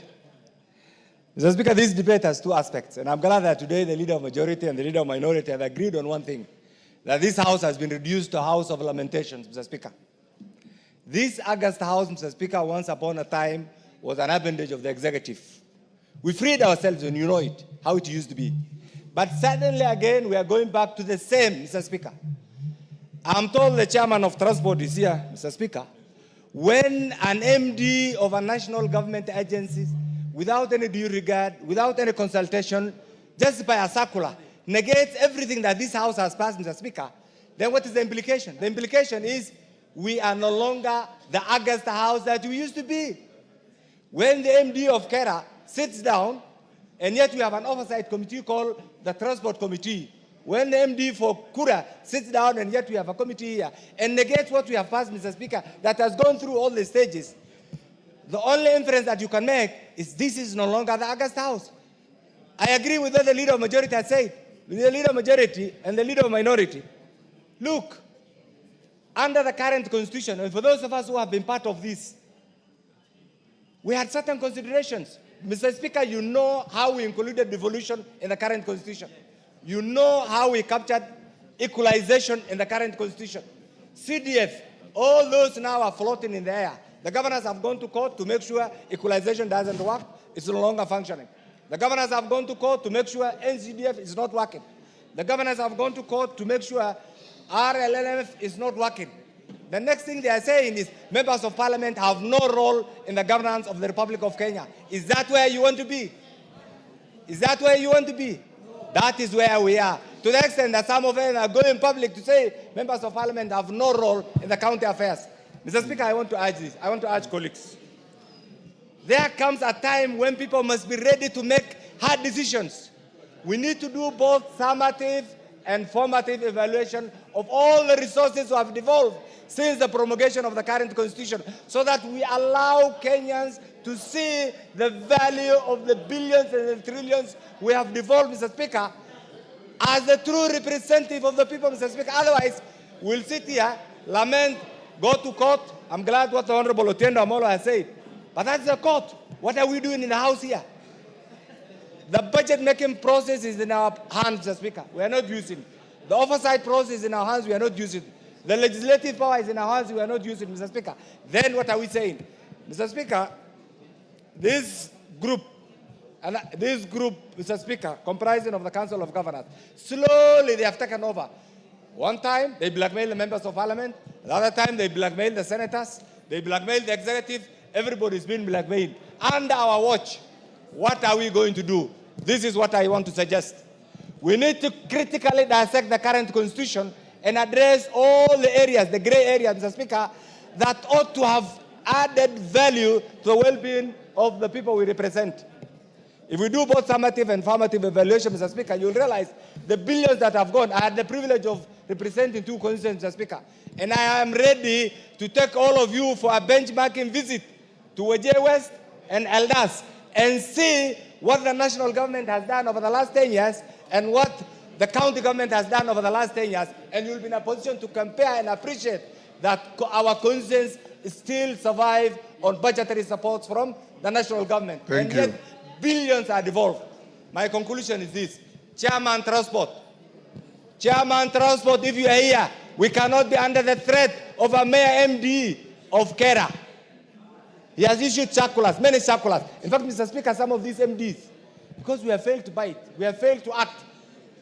I went to, yesterday in the House Business Committee, and I want my colleagues, the leader of majority and the leader of minority, to hear this. This is the first time, and I want all the members to hear this, in the history of NCDF, from July, August, September, October, November, December, January, February, our proposals are yet to be approved. What are these other funds you are looking? Where are your CDF proposals? You are being duped to ask to facilitate the bursary allocations. Where is the money? Thank you. Wind Even up. the basic is not there. So chairman, former chairman of NCDF, I've been running after the CEO and the management of NCDF board. Where are the approvals? Where are the approvals for the fund managers to actualize? The approvals have not been done. What are we saying? Whose mistake is it? It's our mistake. That approval ought to have been in place by December so that we roll out the project. Yes. So we are all sitting. Let's stop complaining. Let's not reduce ourselves to a house of lamentation. GK. Can we act and bite constitutionally? Thank you, Mr. Speaker. GK.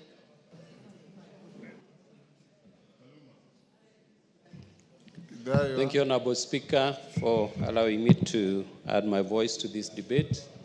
Honorable Speaker, I want to remind members that the Act, the KRB Act, has not been amended, or neither has it been suspended. We have an act that stipulates how RMLF funds should be shared. And as long as that act stands, we will not allow anybody to take away any coin, any cent from our allocation, 22 and 10%. The committee that I lead, Honorable Speaker, has taken a position on this matter. We met the Cabinet Secretary yesterday and raised this issue, and he has assured the committee that he will support the position that exists. And this position is in the law, KRB Act.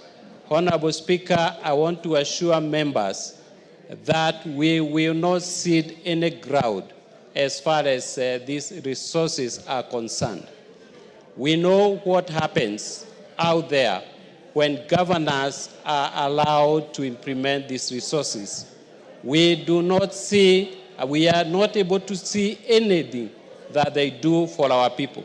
And Honorable Speaker, this money was set aside to avail to the people of Kenya what we call the common good.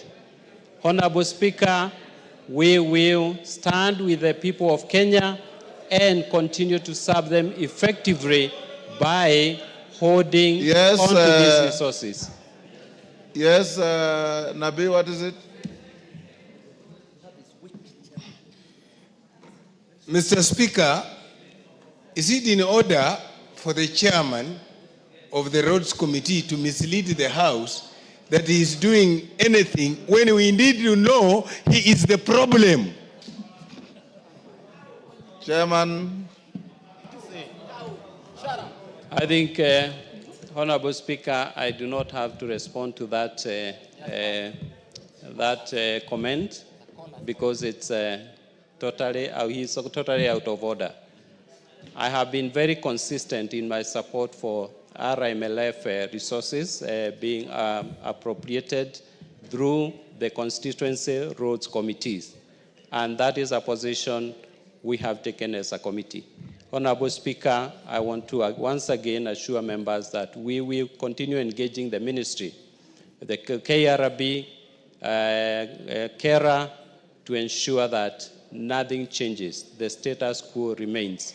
And the case that is in court, Honorable Speaker, I urge the executive to engage the governors and make sure and ensure that the 10 billion that is held by the courts is released for the purpose of serving our people. Thank you, Honorable Speaker. Andrew Noloch, Nairobi colleagues of yours have asked me to give you an opportunity to say something.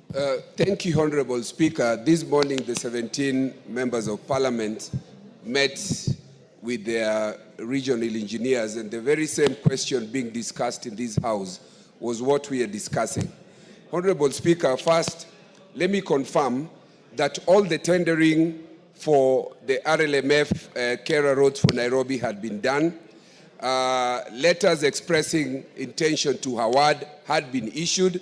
And the unique problem that Nairobi constituency has, that unlike our other constituencies, the other 200 and so constituencies, is that we have to do tarmac roads or bitumen roads. Some of those roads are done in a layered form. Some of those roads are done in a sequential manner.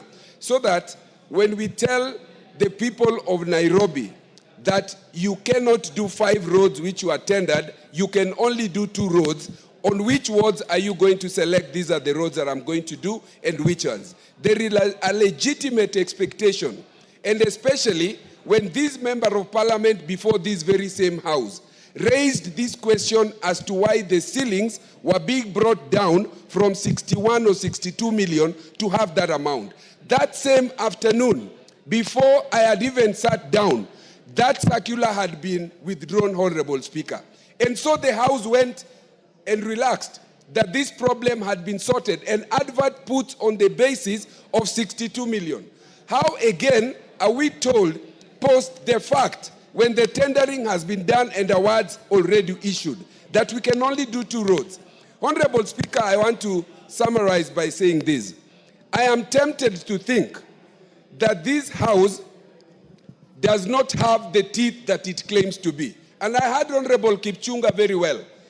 This House must either prove that it is the senior house that it claims to be, because it cannot be that the executive can go and exact upon, the governors, exact upon the executive on the potential or prospective merger of Kera and Kura, whose intention is still the very same, withdrawal of the money that goes to your constituencies. If you haven't seen that, our leadership, and I'm speaking here so that Honorable Ichungwa can hear, when you sit with the executive, what is it that you tell them in terms of the ability to leverage your legislative power to the executive to bear? I think we are a house that is so much ado about nothing, including myself. We either show that we can do this or we go the Karoli way. In the interim, Honorable Speaker, let us summon the CS of roads here even tomorrow and discuss these things, because the members of parliament for Nairobi constituency, this is where all of you, the 290 of you, come here in between Tuesday and Thursday. Then you run to your constituencies. These roads are not maintained or done by the governors. I can confirm there is not a single tarmac road in Mathare constituency that has been done by the governors. So we must deal with this issue, and I suggest that we summon the CS tomorrow and suspend all our activities and address this issue. Thank you, Honorable Speaker. Junet. Mr. Speaker,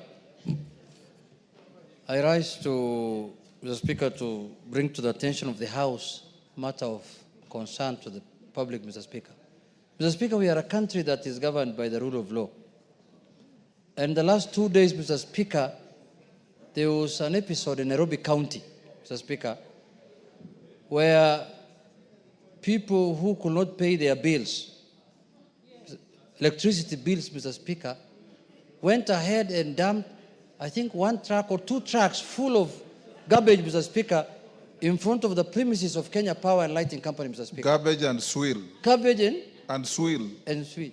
You know swill? I know, Mr. Speaker. Okay, go on. Is it sewage? Is it sewage? Mr. Speaker, Mr. Speaker, I want to bring to the attention of the House, Mr. Speaker, that is not the way to do things. Mr. Speaker, because Kenya Power and Lighting Company, Mr. Speaker, is a very, very important institution in our country. And is a public listed company. And is a company that is oversighted also by this House. Mr. Speaker, many people have defaulted in paying their bills. It's not only Nairobi County Assembly, Nairobi County government. But Mr. Speaker, if you cannot afford to pay your bills, you negotiate with the person you owe money. You don't use other means to intimidate them and to make them, to make them let you go with their money. Mr. Speaker, I stand here to condemn that matter, Mr. Speaker, because it is uncouth and primitive, and it is an irresponsible way of dealing with an issue. Mr. Speaker, Nairobi City County of late has been doing a good job. They have been trying to clean the city, to remove, kiosks on the roadside that have encroached on the public pavements, Mr. Speaker. But this act they did yesterday, Majority Leader, is unacceptable. How can you, at this time, intimidate a government institution? Even though some of the major shareholders might be private, even some of them are members of this House, I know, of Kenya Power, and I'm told they're getting very good dividends this financial year because Kenya Power is doing very well. I don't know, he's not around now, but he's a serious investor in that place, Mr. Speaker. But that's very good. Even as we aspire to be that. Somebody who's younger than me, that I don't know how we achieve that. I'm really worried, Mr. Speaker. I need to pull up my socks and do something, Mr. Speaker. But having said that, Mr. Speaker, and that could be one of the reasons why we want to have change in the budget committee, maybe. Who knows? But I leave it there for people to decide. It's not in my place to judge anyone, Mr. Speaker. But Mr. Speaker, the issue that I want to bring to the attention of the House is that the Nairobi County government must apologize and must desist from that kind of act going forward. The governor must apologize to the institution called Kenya Power and Lighting Company and residents of Nairobi in general. Because, Mr. Speaker, we cannot do that. Tomorrow, they will have a problem with NEMA. They will have a problem with any other institution. Is that the way you are going to solve your disputes? So, Mr. Speaker... What will stop them from dumping garbage and swill outside your gate? What will stop them? The Speaker is asking me from dumping garbage in front of my house. Mr. Speaker, that's a good question. Because if I don't pay for their services also, if I don't pay their water bills on time, or I don't pay maybe their service charge on time, they can dump garbage also in front of my house. Mr. Speaker, then they tell me, until you pay your dues, we are not going to remove any garbage from in front of your house. So, Mr. Speaker, this is a new phenomena that is, we have never seen it before. So, Mr. Speaker, the governor was elected by Kenyans through the UDA party.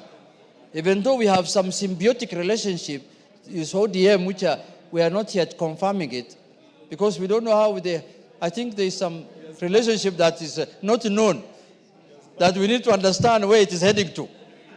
But Mr. Speaker, in spite of all that, with our symbiotic relationship with the governor, we have to condemn things when they are done wrongly. And that was a wrong act on the part of the Nairobi County government, Mr. Speaker. And we are not doing this we are warning people who might attempt to do that kind of nonsense, Mr. Speaker, because it might not end with them. There are other institutions also who can do that. There are others who can lock up your house, for not paying your dues or something. So, Mr. Speaker, with those few remarks, I want to say that act must be condemned and it must not be repeated again, Mr. Speaker. And if it is done, this House now will exercise its mandate of oversight. Mr. Speaker, nothing constitutionally stops us from summoning governors. Yes. Nothing. There is no in the Constitution that writes governors can only be summoned by the Senate. Mr. Speaker, the Constitution says Parliament can summon anyone. Parliament. Yes. And when you say Parliament, it is both the Senate and the National Assembly. Yes. That is Parliament. Parliament can summon anybody in Kenya, Parliament. So under that provision of the Constitution, we will summon governors if they go wayward. They must stick to the rule of law, and they must respect the laws that we have put in place as a house to govern this country. Thank you, Mr. Speaker. Ichungwa. Thank you, Honorable Speaker. Let me also join the Honorable Junet Mohammed, Minority Leader, first in condemning that act by the county government of Nairobi, and two, to ask both the county government of Nairobi and the Kenya Power and Lighting Company to get into a negotiation or some sort of dialogue to be able to resolve the issues that are before them on issues touching on pending bills, Honorable Speaker. What we have seen around Stima Plaza, Honorable Speaker, is these are criminal acts.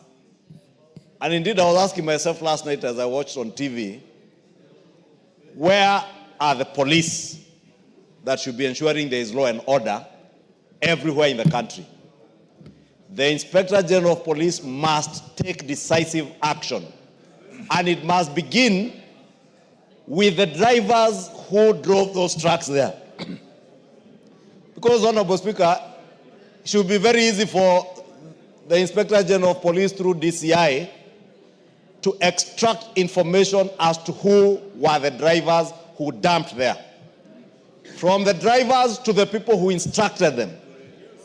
Whether it goes all the way up to the governor, it should not matter. Because we should not entertain criminality in the guise of attempting to collect your debts from public institutions, Honorable Speaker. What would happen today, Honorable Speaker? Our constituents, some of them are waiting for bursaries, others are waiting for grade 9 classrooms to be built through NGCDF, and members of parliament are here asking for NGCDF money. What if we decided that everybody now will take the law into their hands and do whatever you want, Honorable Speaker? Are we going to have a country? The City Council of Nairobi owes businessmen and women in this country money in pending bills to the tunes of hundreds of billions. What if the people who are owed by the City County of Nairobi also tomorrow decided to go and dump their garbage outside City Hall? How would the governor of Nairobi take that? Number two, Honorable Speaker, under the integrity, it's called the EACC Act, Ethics and Integrity Act. These are not just criminal acts, but acts that go against the Integrity and Ethics Act. Acts under the NEMA Act. Yes, criminal acts under the NEMA Act, criminal acts under the Ethics and Integrity Act, and also criminal acts touching on economic crimes, because you are dumping garbage deliberately on a road and sewer. You will expend public resources to dump and to later clean up. It is abuse of public funds. Yes. And therefore, Honorable Speaker, if we allow this kind of behavior to go on unchecked, these are the same governors, Honorable Speaker, who some time back were asking that they also be given some security officers under their command. You can imagine if these governors had policemen under their command. They would trample on everyone, Honorable Speaker. Therefore, Honorable Speaker, mine is to ask the Inspector General of Police and ask him to make sure that action is taken against those people who dumped outside Stima Plaza. I also want to encourage the business people who I have seen crying on national TV, that they have restaurants they have closed down because nobody can patronize their restaurants. They must take civil action against the City County of Government of Nairobi for compensation for lost business, Honorable Speaker. Because you are closing down people's businesses. I saw the Stima Plaza. I also didn't know it's not even owned by KPLC. KPLC are tenants of Stima Plaza. it is owned by pensioners. Our mothers and fathers who worked in KPLC and Kengen, as it were before, are the owners of that building. It is their business as landlords that is being spoiled by the county government of Nairobi. And Honorable Speaker, I do hope, and in fact, Honorable Speaker, I was wishing that you could even direct the Inspector General of Police, and because the chair of the Security Committee is here, you should direct the chair of the Security Committee to summon the Inspector General of Police and explain to the committee and to this House how can they be watching when criminality takes root unchecked and nobody is doing anything about it. All that people can be left to is crying on TV how their businesses have been locked down. KPLC employees are being paid a salary, but they can't go to work. Honorable Speaker, I would beg that you direct the Security Committee of this House to pick up that matter together with the Energy Committee, with the Inspector General of Police and the ministry concerned to make sure that there is an amicable solution to this problem. But more importantly for the Inspector General of Police to ensure that criminal charges are leveled against those who dumped outside Timber Plaza. That is a behavior that we cannot condone. Thank you, Honorable Speaker. Thank you. Tongoyo, we shall not allow this country to be reduced to a Wild West behavior, where you disagree with somebody and you send goons and hooligans to go and sort out your mess. That is not Kenya. And you must stop it. So I direct you to summon the IG to find out why no action has been taken against this publicized criminal behavior by the city government of Nairobi.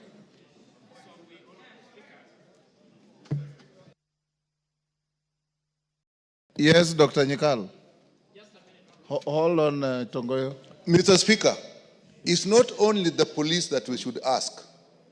What was actually done is a public nuisance, and actually under the Public Health Act, the driver and their bosses who allowed that to open can be charged because they actually exposed people to garbage and sewage, as you said, and that can easily cause an epidemic. We actually had a problem like that where some person actually were dumping things in the river, and eventually we had cholera in River Suo in Western Kenya. So it is not just a police issue, it is a major health issue, not only for the staff of Kenya Power and Lighting, but for all the people around. So I think that element should also be looked into. Thank you, Mr. Speaker. Yes, Chief Whip. On the same issue? Honorable Speaker, it is in line with what Dr. Nyikara has just said. This is actually what we've been saying, that we have created demigods in the name of governors, in the name of their excellence, Honorable Speaker. The cries of the business people around Steamer Plaza, Honorable Speaker, should not be left just like that. I saw on TV, Honorable Speaker, a lady who runs a restaurant just next to Steamer Plaza, who had no interest whatsoever to whatever happens between the county government and the Kenya Power and other business people around that area, Honorable Speaker, having it rough to even run their business, Honorable Speaker. There is even one cow, Honorable Speaker, that was towed by the county government, Honorable Speaker, that did not belong to the people, to any employee that works in the Steamer Plaza, Honorable Speaker. That is exactly what we are talking about in relation to everything that we've talked about as far as the county governments and the governors are concerned, Honorable Speaker. So I also join the majority leader and all the leaders that have spoken in saying that it's about time that we also invite those governors perhaps in this house or find a way to have these committees, Honorable Speaker, to investigate some of those actions. I know it's not within our mandate. We'll be acting ultra-violent. It is within your mandate. It is within our mandate. Read the Constitution. So that this committee, I'm well guided, Honorable Speaker. Article 95, I presume. And then have these relevant committees, not just the Security Committee, Honorable Speaker, even the committee that is that handles matters environment, Honorable Speaker. The committee that handles trade matters, because the business people are affected around that area. The governor and his team must face this house and explain what exactly they were trying to do and this childishness that we see. Because, Honorable Speaker, we see a lot of them, not just garbage. You see governors, Honorable Speaker, moving around with vehicles, about 30 vehicles. One vehicle carrying a carpet, another one carrying a toilet, another one carrying goons, another one carrying a chair, another one stand. Honorable Speaker, even a chair cover in barrios and disrupting things, people's places, and disrupting people all over, Honorable Speaker. You even saw in a funeral in Kakamega, Honorable Speaker, where there is war between a governor, a senator, and then a member of parliament, Honorable Speaker, because we've created demigods, Honorable Speaker.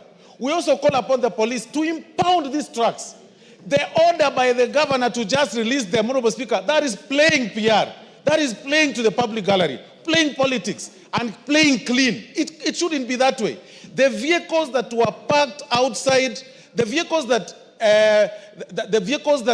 left the garbage in that particular place, Honorable Speaker, and the vehicles that blocked the way for 3 days should be impounded and the drivers arrested and charged, Honorable Speaker, for criminal offenses. I thank you, Honorable Speaker. Yes, Tongoyo. Thank you, Honorable Speaker. Here, Mazara.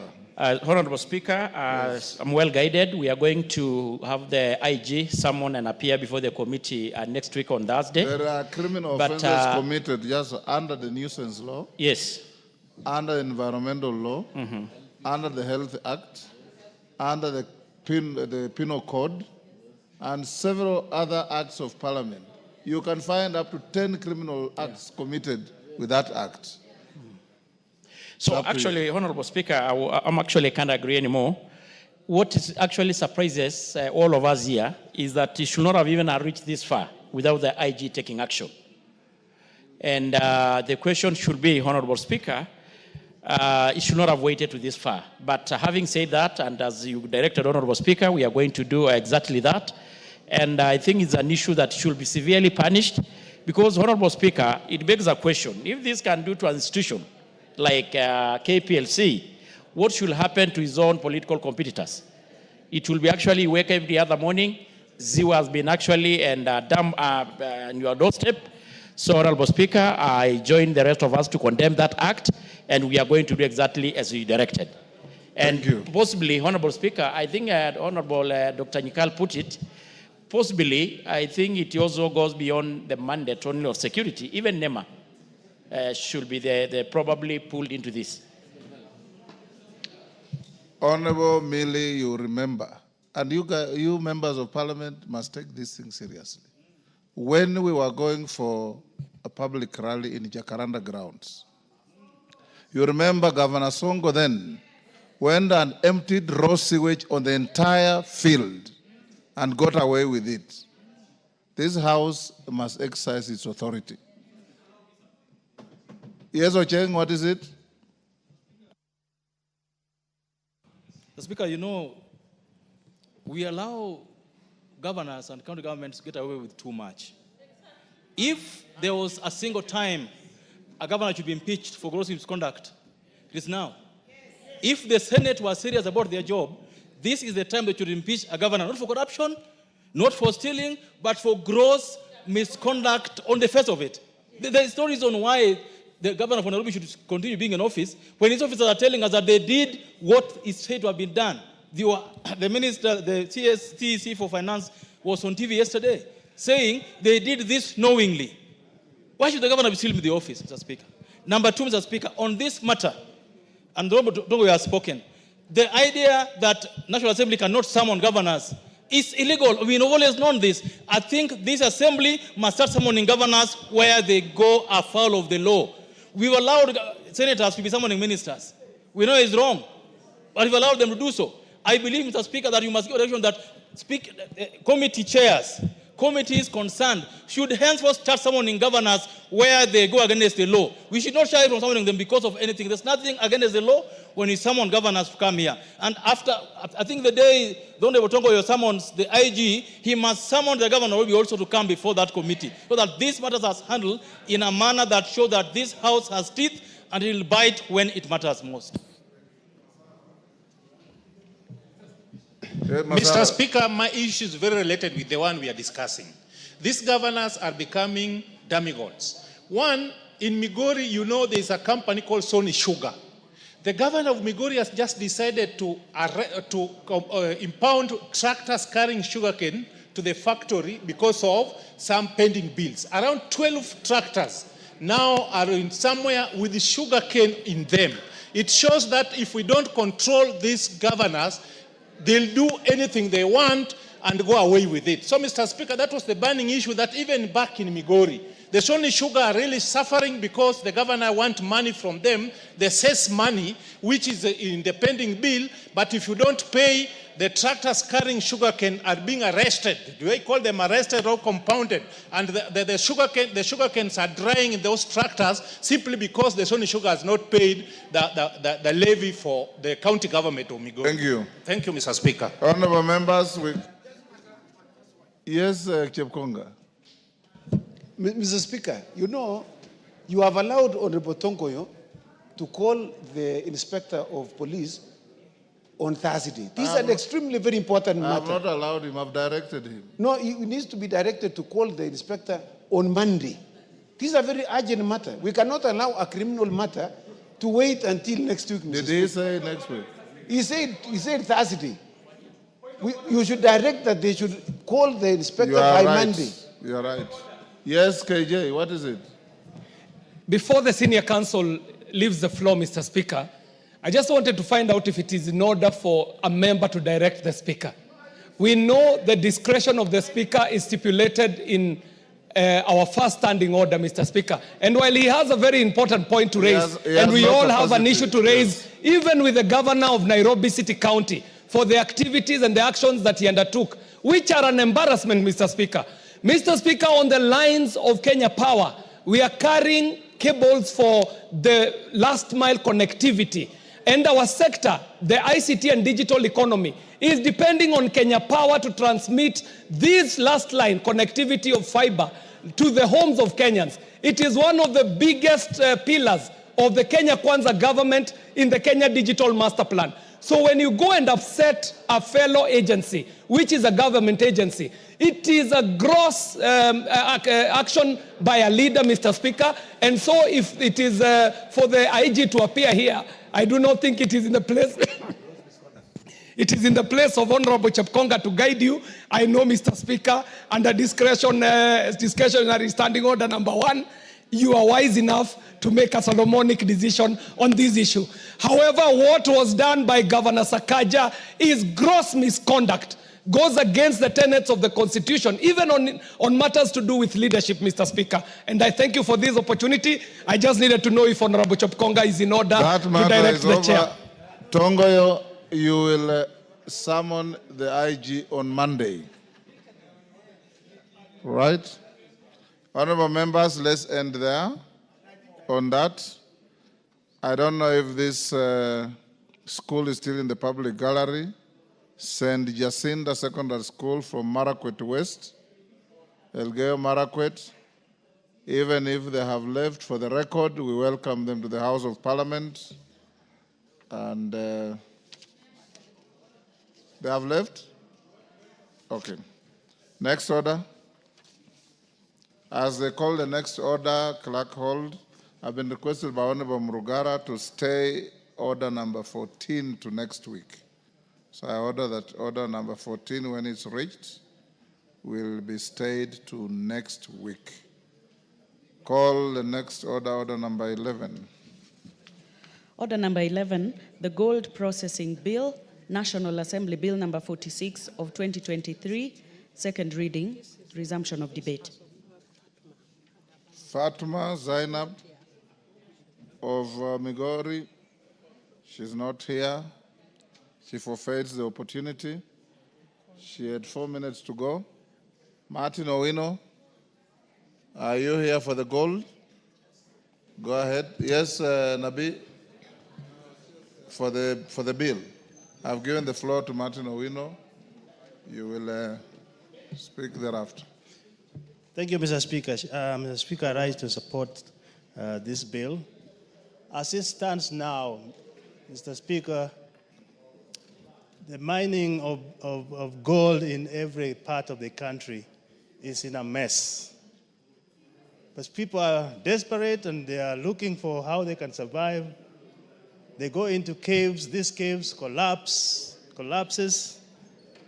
and many people are killed. Some are maimed and disabled because they are looking for gold. So when I look at this bill, I think it's going to bring order to the mining industry. Mr. Speaker, the bill seeks to establish the institutional and legal framework where these people who are struggling to mine gold can be put in order in terms of mining itself, collecting the gold, purification, smeltering, fabrication, and registration of the whole business. This is lacking right now. Like even in my constituency, there are small pockets of areas which are thought to have gold. And because of the desperation, people go into these areas and start mining. And sometimes, actually many times, you find this, when it rains, the holes collapses and people die. So I think in my submission, I want to thank the committee of all the observations and all the recommendations they have done to this bill, and the establishment of that regulatory framework that will put everything in order. Another time, so you find these people, when they have got the little cash they have from the mining, they also get blackmailed by people in between. In fact, if we don't come to the rescue, I hope this will be fast-tracked so that our people are not exploited as they struggle to mine the bill. So, Mr. Speaker, with those few remarks, I want to say this is a good bill, and I urge other members to support it. It will bring order and soundness to the industry, and I think out of that, the whole country will also gain in that order of business. Thank you, Mr. Speaker.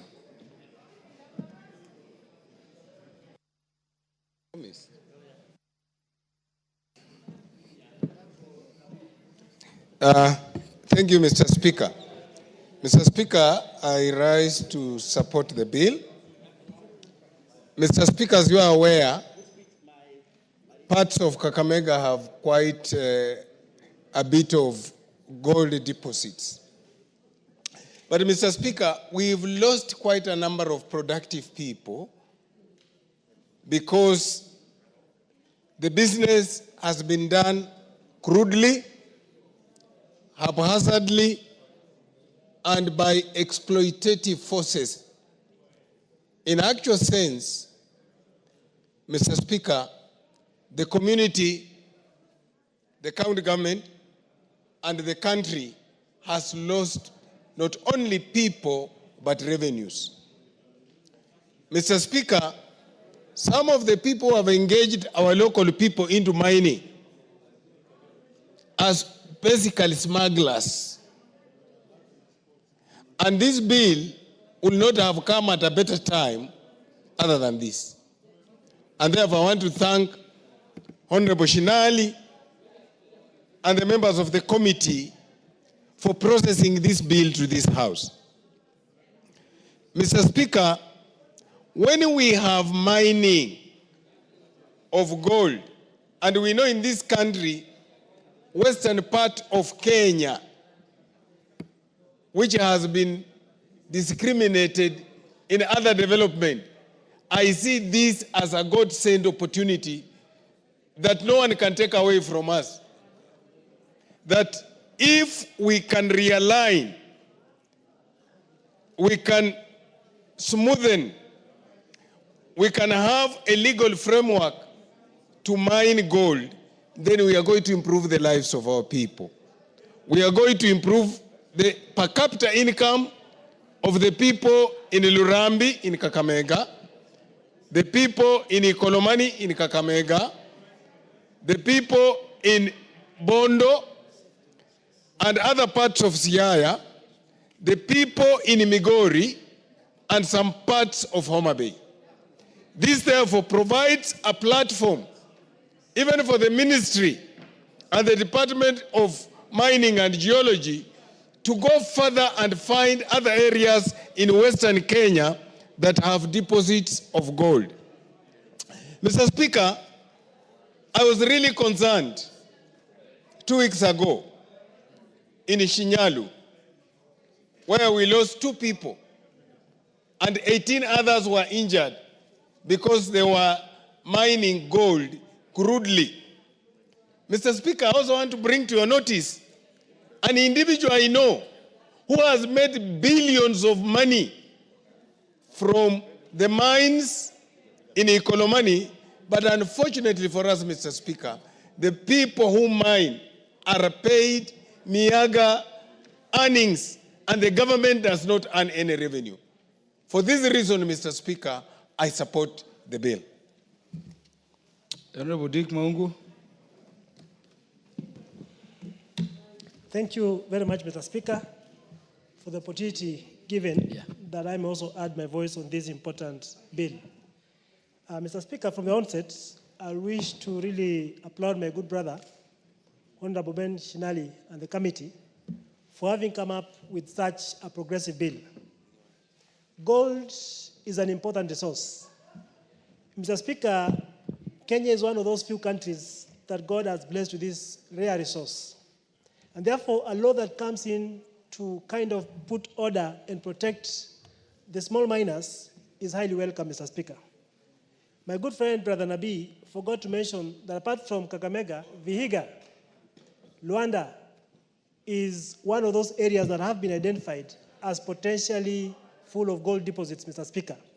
And therefore, this bill will not only go to protect other counties, Mr. Speaker, but my people in Luanda, a place known as Mwibona Ward, in Maloba in South, and other areas, Mr. Speaker, we have these gold deposits.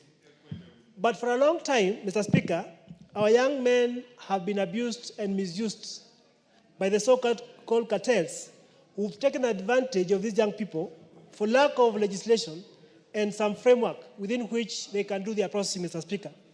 And therefore, this bill moves in to bring order and sanity, Mr. Speaker, as we shall give protection to these people who actually do mining at that low level, Mr. Speaker. Mr. Speaker, as late as last Saturday, we buried one of our great men who died in the process of gold mining. And we have lost very many young men and men, Mr. Speaker, who every other day move into these mines trying to secure an economic venture out of the mines, Mr. Speaker. In the process, the mines collapse.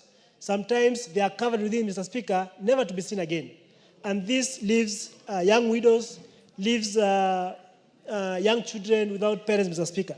And therefore, having this bill that will ensure the environment within which gold is mined is safe, Mr. Speaker, will go a long way in ensuring there's integrity, a long way, Mr. Speaker, in ensuring that the artisanal miners, Mr. Speaker, are equally enabled on how they can be trained, they can be facilitated, Mr. Speaker, so that brokers and cartels don't take over the industry. Therefore, I rise to support and say thank you to my good brother Shinali for a well-thought bill at a point in time. Thank you. Honorable Ferdinand Wanyonyi. Thank you, Mr. Speaker. I want to take this opportunity to talk about this particular bill. I think said by your brother from the area, and I'm also from the neighborhood of the gold mine in Kakamega. And I think quite a number of things, Mr. Speaker, should be done and be done very urgently. First and foremost, I think I was reading a paper some times back and I was told, it's about 2-3 weeks ago, that Africa is still very good at natural resources. And they have yet to be exploited, they have yet to be we don't even have any structure in doing the mining of some of these natural resources in Kenya. And this particular area, the gold mine, and I think those years when I was very young, and it was even in school, that actually it was the best in Africa. The only thing is that there's very poor infrastructure. Chair, and I think I've had some committees that actually are involved. And Mr. Speaker, the area is just, anybody can walk in, even you and I can walk in there and say, okay, I want to do it, so long as you give some tips to the people who are around there. And those people can now go in there and do the mining. So there's very poor infrastructure. I want to take this, that the administrative unit of this country, with the leadership of the area, including my brother who has actually proposed this bill, should be able to sit down with the gold mining interests, those who have come from outside the country. I understand there are even Japanese there, Chinese there, to sit around and be able to organize the way this particular mining can be done. And I can tell you, it's just not going to offer jobs to our people. It's also going to earn us a lot of foreign exchange, because gold is one of the very precious metal in the world. And you can see even this speaker here, this, you look at it, is all but gold, very precious. And therefore, I think the best thing to do, and I want to ask my brother, should I need to be able, because we are depending on you as a leader in the area, do you organize yourselves and be able to have the administrative unit to be able to organize the whole place? Because it's very, very unfortunate. There are people who actually are looking for jobs and there are no jobs. And that's why the boys and girls that rushed there died, because all they are looking for is an income. And therefore, I think my suggestion is that we sit down and be able to organize ourselves so that apart from that particular mining, the other exploration, that's why the Europeans actually, you and I have read history, rushed to Africa, because Africa had all the natural resources. And I can tell you, even where we are now in Africa, in Nairobi, maybe there are gold mines, we can always get gold here, but we have to organize ourselves. And I think the biggest problem today is that we pass this bill, Mr. Speaker, let's get organized so they can be able to see what we can do on this particular bill and be able to assist the locals, because they are looking for income. And you can't blame them. So I want to say that much as we are mourning those young men who died, I can't blame them. They were rushing there because of the source of income. And therefore, Mr. Speaker, I want to say we get ourselves organized. I think the Ministry of Mining, it should be taken there and be in charge of organizing the whole mining structure so that we don't have a repeat of this, for the benefit of this country and for the benefit of the people from Kakamega and the benefit of the people who actually are surrounded that place, including you and I. And therefore, I support this and ask the Member of Parliament to take leadership like you have done now, not because you saw people dying, but for the future of this country, so that you're on record to be able to assist our people and the ministry so can do proper mining of the area. Mr. Speaker, I want to support this. Thank you. The Honorable Samuel Atandi. Thank you, Honorable Speaker, for giving me the opportunity to make my submissions on this bill. Honorable Speaker, I rise to say that the Gold Processing Bill 2023 has come to this floor of the House at the right time, and the bill is timely because of the issues the bill is seeking to correct. Honorable Speaker, when you hear about gold, you basically think gold basically is about money and wealth. But Honorable Speaker, when you go down to listen to the people involved in the mining of gold in the villages, Honorable Speaker, you would be surprised the kind of the nature of the workers that are working in those environments. Honorable Speaker, gold miners are some of the poorest workers in this country.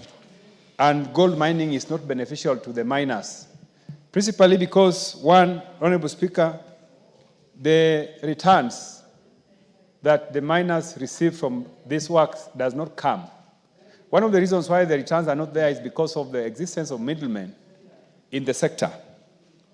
One of the things which this bill is seeking to correct, the establishment of the Gold Processing Corporation, which is one of the most fundamental articles in this bill, is very, very important, Honorable Speaker, because this corporation is going to ensure that basically there's order in the way gold mining is done. It is seeking to create a board. It is seeking to create a board that is going to ensure that there's testing, there are standards, and also there's safety. Honorable Speaker, you are aware that in the recent past, in many parts of the country, a lot of Kenyans, we have lost a lot of Kenyans who are involved in this mining in the mining sector. This is because the safety measures that are supposed to guide the workers involved in this sector do not exist. And this corporation, Gold Mining Corporation, is going to help us to ensure that their safety measures are in place, and therefore there's going to be order. The other thing, Honorable Speaker, I spoke about the returns. Honorable Speaker, if a sector is not organized and properly regulated, then it goes therefore that even the workers in that sector will never be able to get proper returns. And therefore, Honorable Speaker, if you travel to places in Siaya, sections of many parts of Siaya County, my constituency specifically, you find that there are many segments of the constituency where miners are working daily. And, when you go into those places, Honorable Speaker, there are no equipments. The gold mining is a mechanical exercise. It's a manual exercise. So, Honorable Speaker, by this bill seeking to create this corporation, one of the things that they're seeking to do is to also seek to introduce technology and make this process seamless, commercialized, make it even bring equipment that are able to be used to mine gold in a way that even the environment is protected. Honorable Speaker, there are some parts of my constituency where gold miners are working. We had a situation where we got one of our roads, getting demolished because the way the miners go around, they are mining underground. Honorable Speaker, the mining starts here, but these people will go up to Nyayo Stadium on the ground. Now, in the process, you find that they've passed a place where there's a road, a tarmac road. The tarmac road is actually going down because of the mining activities. So I think part of the reason is because the technical capacity to guide where the minerals exist, the gold exists, is not there. So I think this bill is really, really important, and I want to ask members of this House to really pass this bill quickly, to allow this bill to be in action for the safety of the people involved in the mining sector, and also to ensure that people involved in the mining sector are getting returns. One of the things that this bill has not addressed is compensation for people who are donating their lands for mining. In my constituency, I'm having cases where, Honorable Speaker, there's conflict between landowners where gold deposits have been detected. When these gold deposits are detected in a particular area, then of course the miners, the people who want to mine come to sign agreements. These agreements are not tested. And in a short while, you find there's conflict. People are fighting, people are saying, I'm going to buttress the agreement we made. So I think one of the things that we need to do is to connect with this bill is to see how we can be able to resolve such cases of conflict for the benefit of the miners and the benefit of the country. Thank you, Honorable Speaker. I support. The Honorable James Nyikal. Thank you, Mr. Speaker, for giving the opportunity. Mr. Speaker, I arise to support this bill. Mr. Speaker, artisanal gold mining, which is the small scale where people go without experience, is rampant. It is actually all over the country, but mainly in Western Kenya. You find it in Kakamega County, Vihiga County, Kisumu County, Migori County, Siaya County, and even in West Pokot. But if you look at the West Kenya, it's actually probably a gold belt. If you look at it where it comes from Kakamega, Vihiga, in Kisumu County, in Seme, and it goes to Bondo, and it basically just goes across the lake into Migori. So we may be dealing with a geological gold belt that is actually being underutilized and underexploited. And therefore, we have to look at it. And Mr. Speaker, even the way it is done Honorable now, Mikala, I hope the mover of the bill is in the house and is listening to you. Is here, and I really appreciate the work When he you has see done. the move of the belt from Migori through Homa Bay, through the lake, through Nyamula in Uyoma, yes, the bit of Seme, yes, through to Ikolomani. It is actually... Which is the corrupted, I hear, Shinali people's name for gold mine, Ikolomani. Yes. Ikolomani. So if you look at it, there could be a belt we are talking about there. So, Mr. Speaker, if that belt is there, it actually needs to be exploited so that we get it mined in a professional manner with all the issues that need to be looked at. It will actually generate employment and actually generate more wealth to the people themselves, and even to the government will then get taxes, and it will be. Currently, the process is actually destructive in most ways.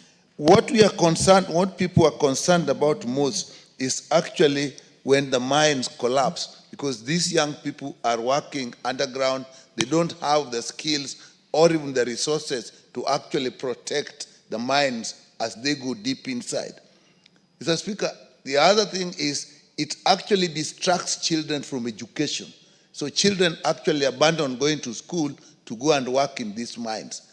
So it has a very dangerous effect. Mr. Speaker, when they go underneath the equipment they use, they actually go under there with generators. And actually, sometimes people die from just carbon monoxide poison, carbon poisoning, because of the smokes that come from the generators. These are all things that we really are not looking at. But it's not only that danger. The danger we all know about is the collapse. But the way they do it with their hands, open hands, when they are doing the spanning, there are a lot of health hazards. The chemicals that are used, mercury, is very poisonous, neurologically extremely poisonous. Arsenic is a slow killer. Arsenic can actually be used to poison people. And those are the things that are used. Lead that they use in gold mining is actually very toxic to the kidneys. And some of these people may actually gradually die slowly of kidney failure. Cyanide is an acute poisoning.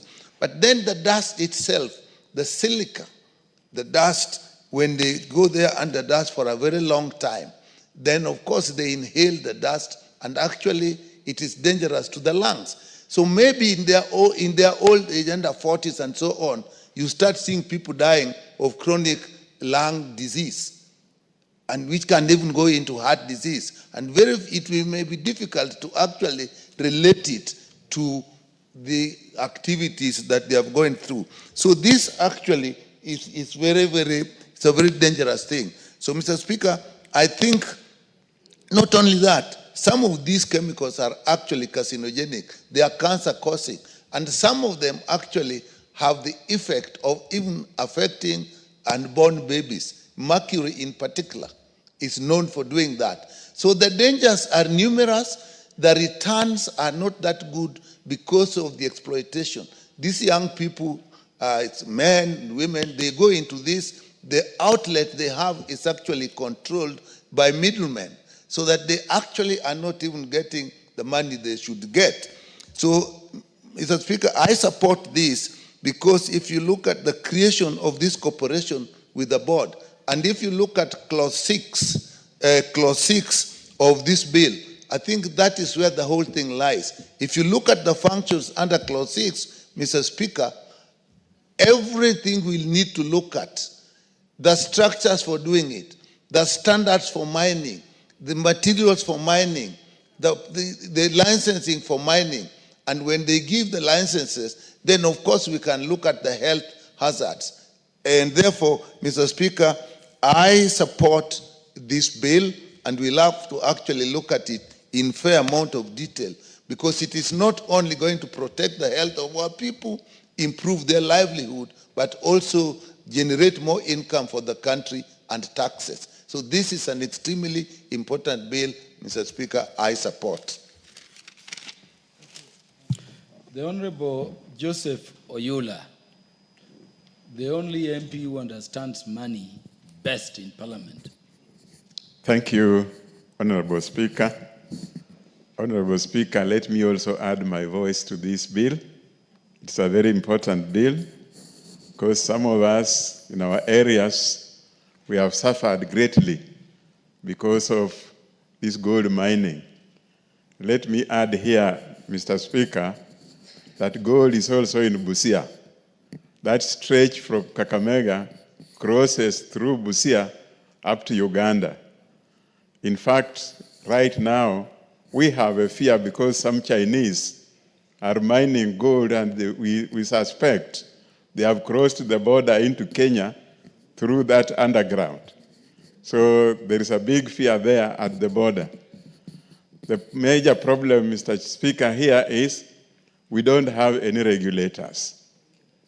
Anything gold is messy because both the young men who are used are never properly compensated. They are never protected well. They only go down there to follow the routes of how to get the gold, but come out, some die inside there because of some of the chemicals that they use. So, Honorable Speaker, it is important that this exercise is regulated. So this cooperation that has been mentioned in the bill, Mr. Speaker, will be very important. It should be given the teeth, because like in Busia, and particularly in my constituency, I had a lot of problems with those gold prospectors. If you ask them for any license, they don't have. Any permit, they don't have. They just tell you that we have authority from the above. Who is the above? So we now need to make sure that that authority can be seen. Representation at the counties should be made sure that we have the respective ministry having representatives at the county. Because without any regulation and without any representation, we have had a lot of problems. For instance, from our area, you go to Kakamega, where we hope that there is a representation in the ministry, yet there's nothing. So this bill, Honorable Speaker, is going to help us a lot. It's going to help people at the border, because this thing runs into Uganda, and from Uganda, they are going deep, deep, deep into the soils in Kenya.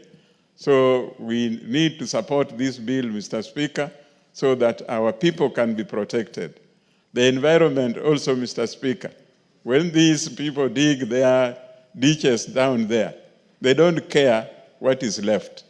Some have gone into school compounds, and they leave big trenches in the school compounds, which is very dangerous for the students. So we need such a regulation so that, and a corporation that can manage this for the country properly. So I stand to support this bill, Honorable Speaker. Thank you. Honorable Dr. Naomi Wako.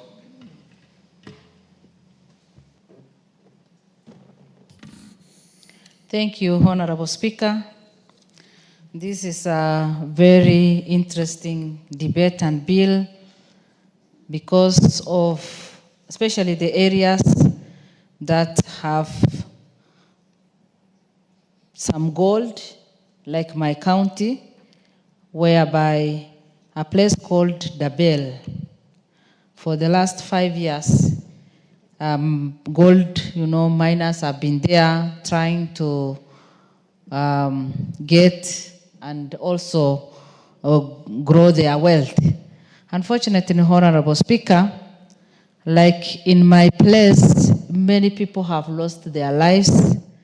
So as a result of that, many have been widowed and orphans. The number of orphans have increased in my county simply because we do not have a bill on gold processing that can help.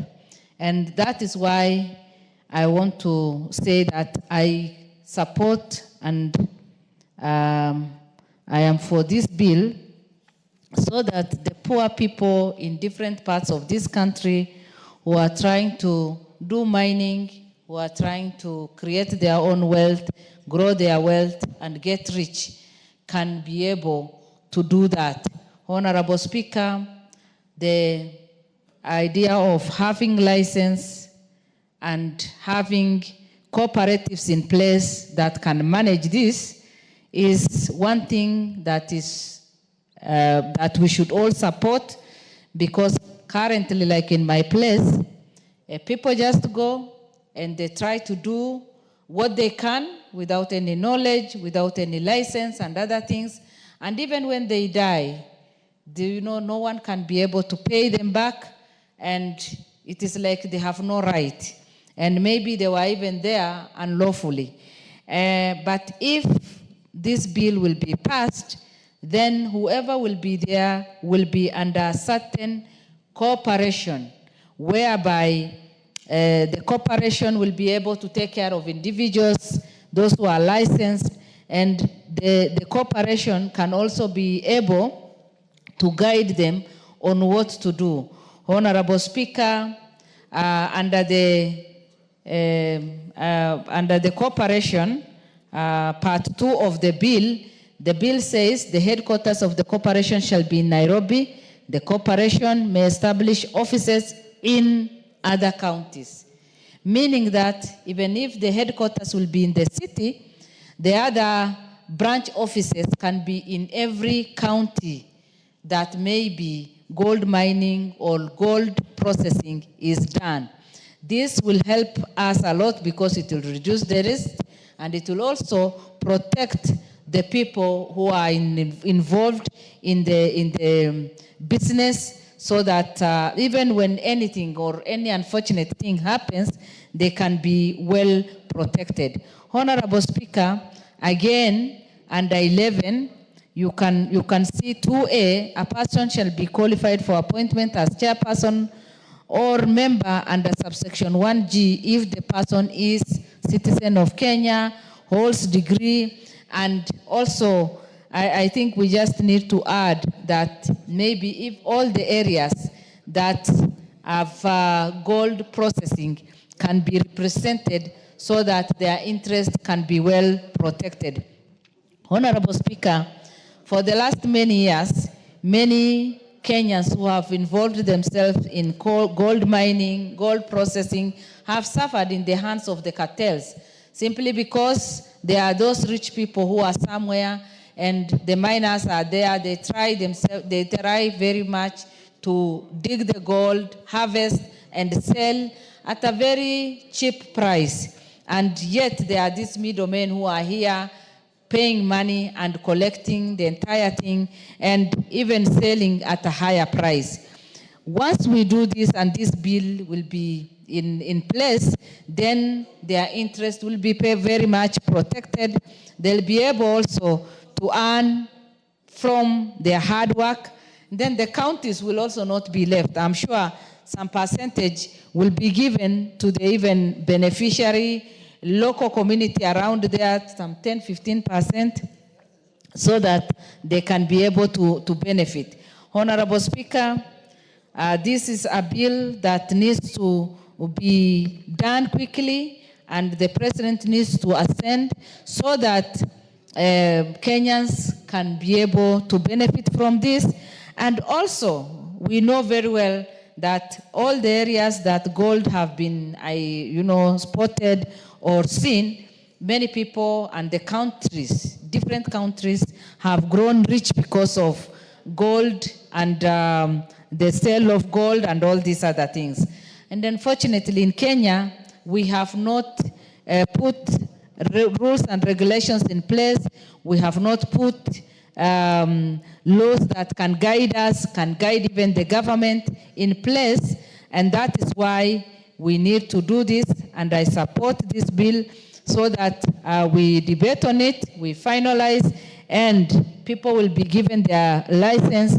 They should also start their own corporations so that through the corporations, then all the individuals or the companies can benefit, and also see how this can be done in a way that the miners or the people who are involved will not suffer, because currently they suffer a lot because they use their hands to dig, they go down there, and that is why many times in our own place, many people have lost their lives because they are not protected, they don't know what to do, but they know that once they harvest enough gold, they'll be able to transform their lives. Honorable Speaker, with those few remarks, I support this bill, and it is my prayer that many Kenyans' life will be transformed through this. Thank you. Honorable Geoffrey Mulanya Wakili. Thank you, Mr. Speaker, for giving me this opportunity to speak about this gold processing bill 2023. Mr. Speaker, when you mention the word gold, in the minds of many Kenyans, it sounds that that's the gateway to riches. And that's why you will find that in many parts of where we are having this crude gold mining activities, we have scramble that leads sometimes to death. And perhaps it is very important that this particular bill is brought by a member representing a constituency that is a gold mine, the Honorable Shinali. We thank you for thinking it wise to bring, because you have more experience on what has happened to your constituents.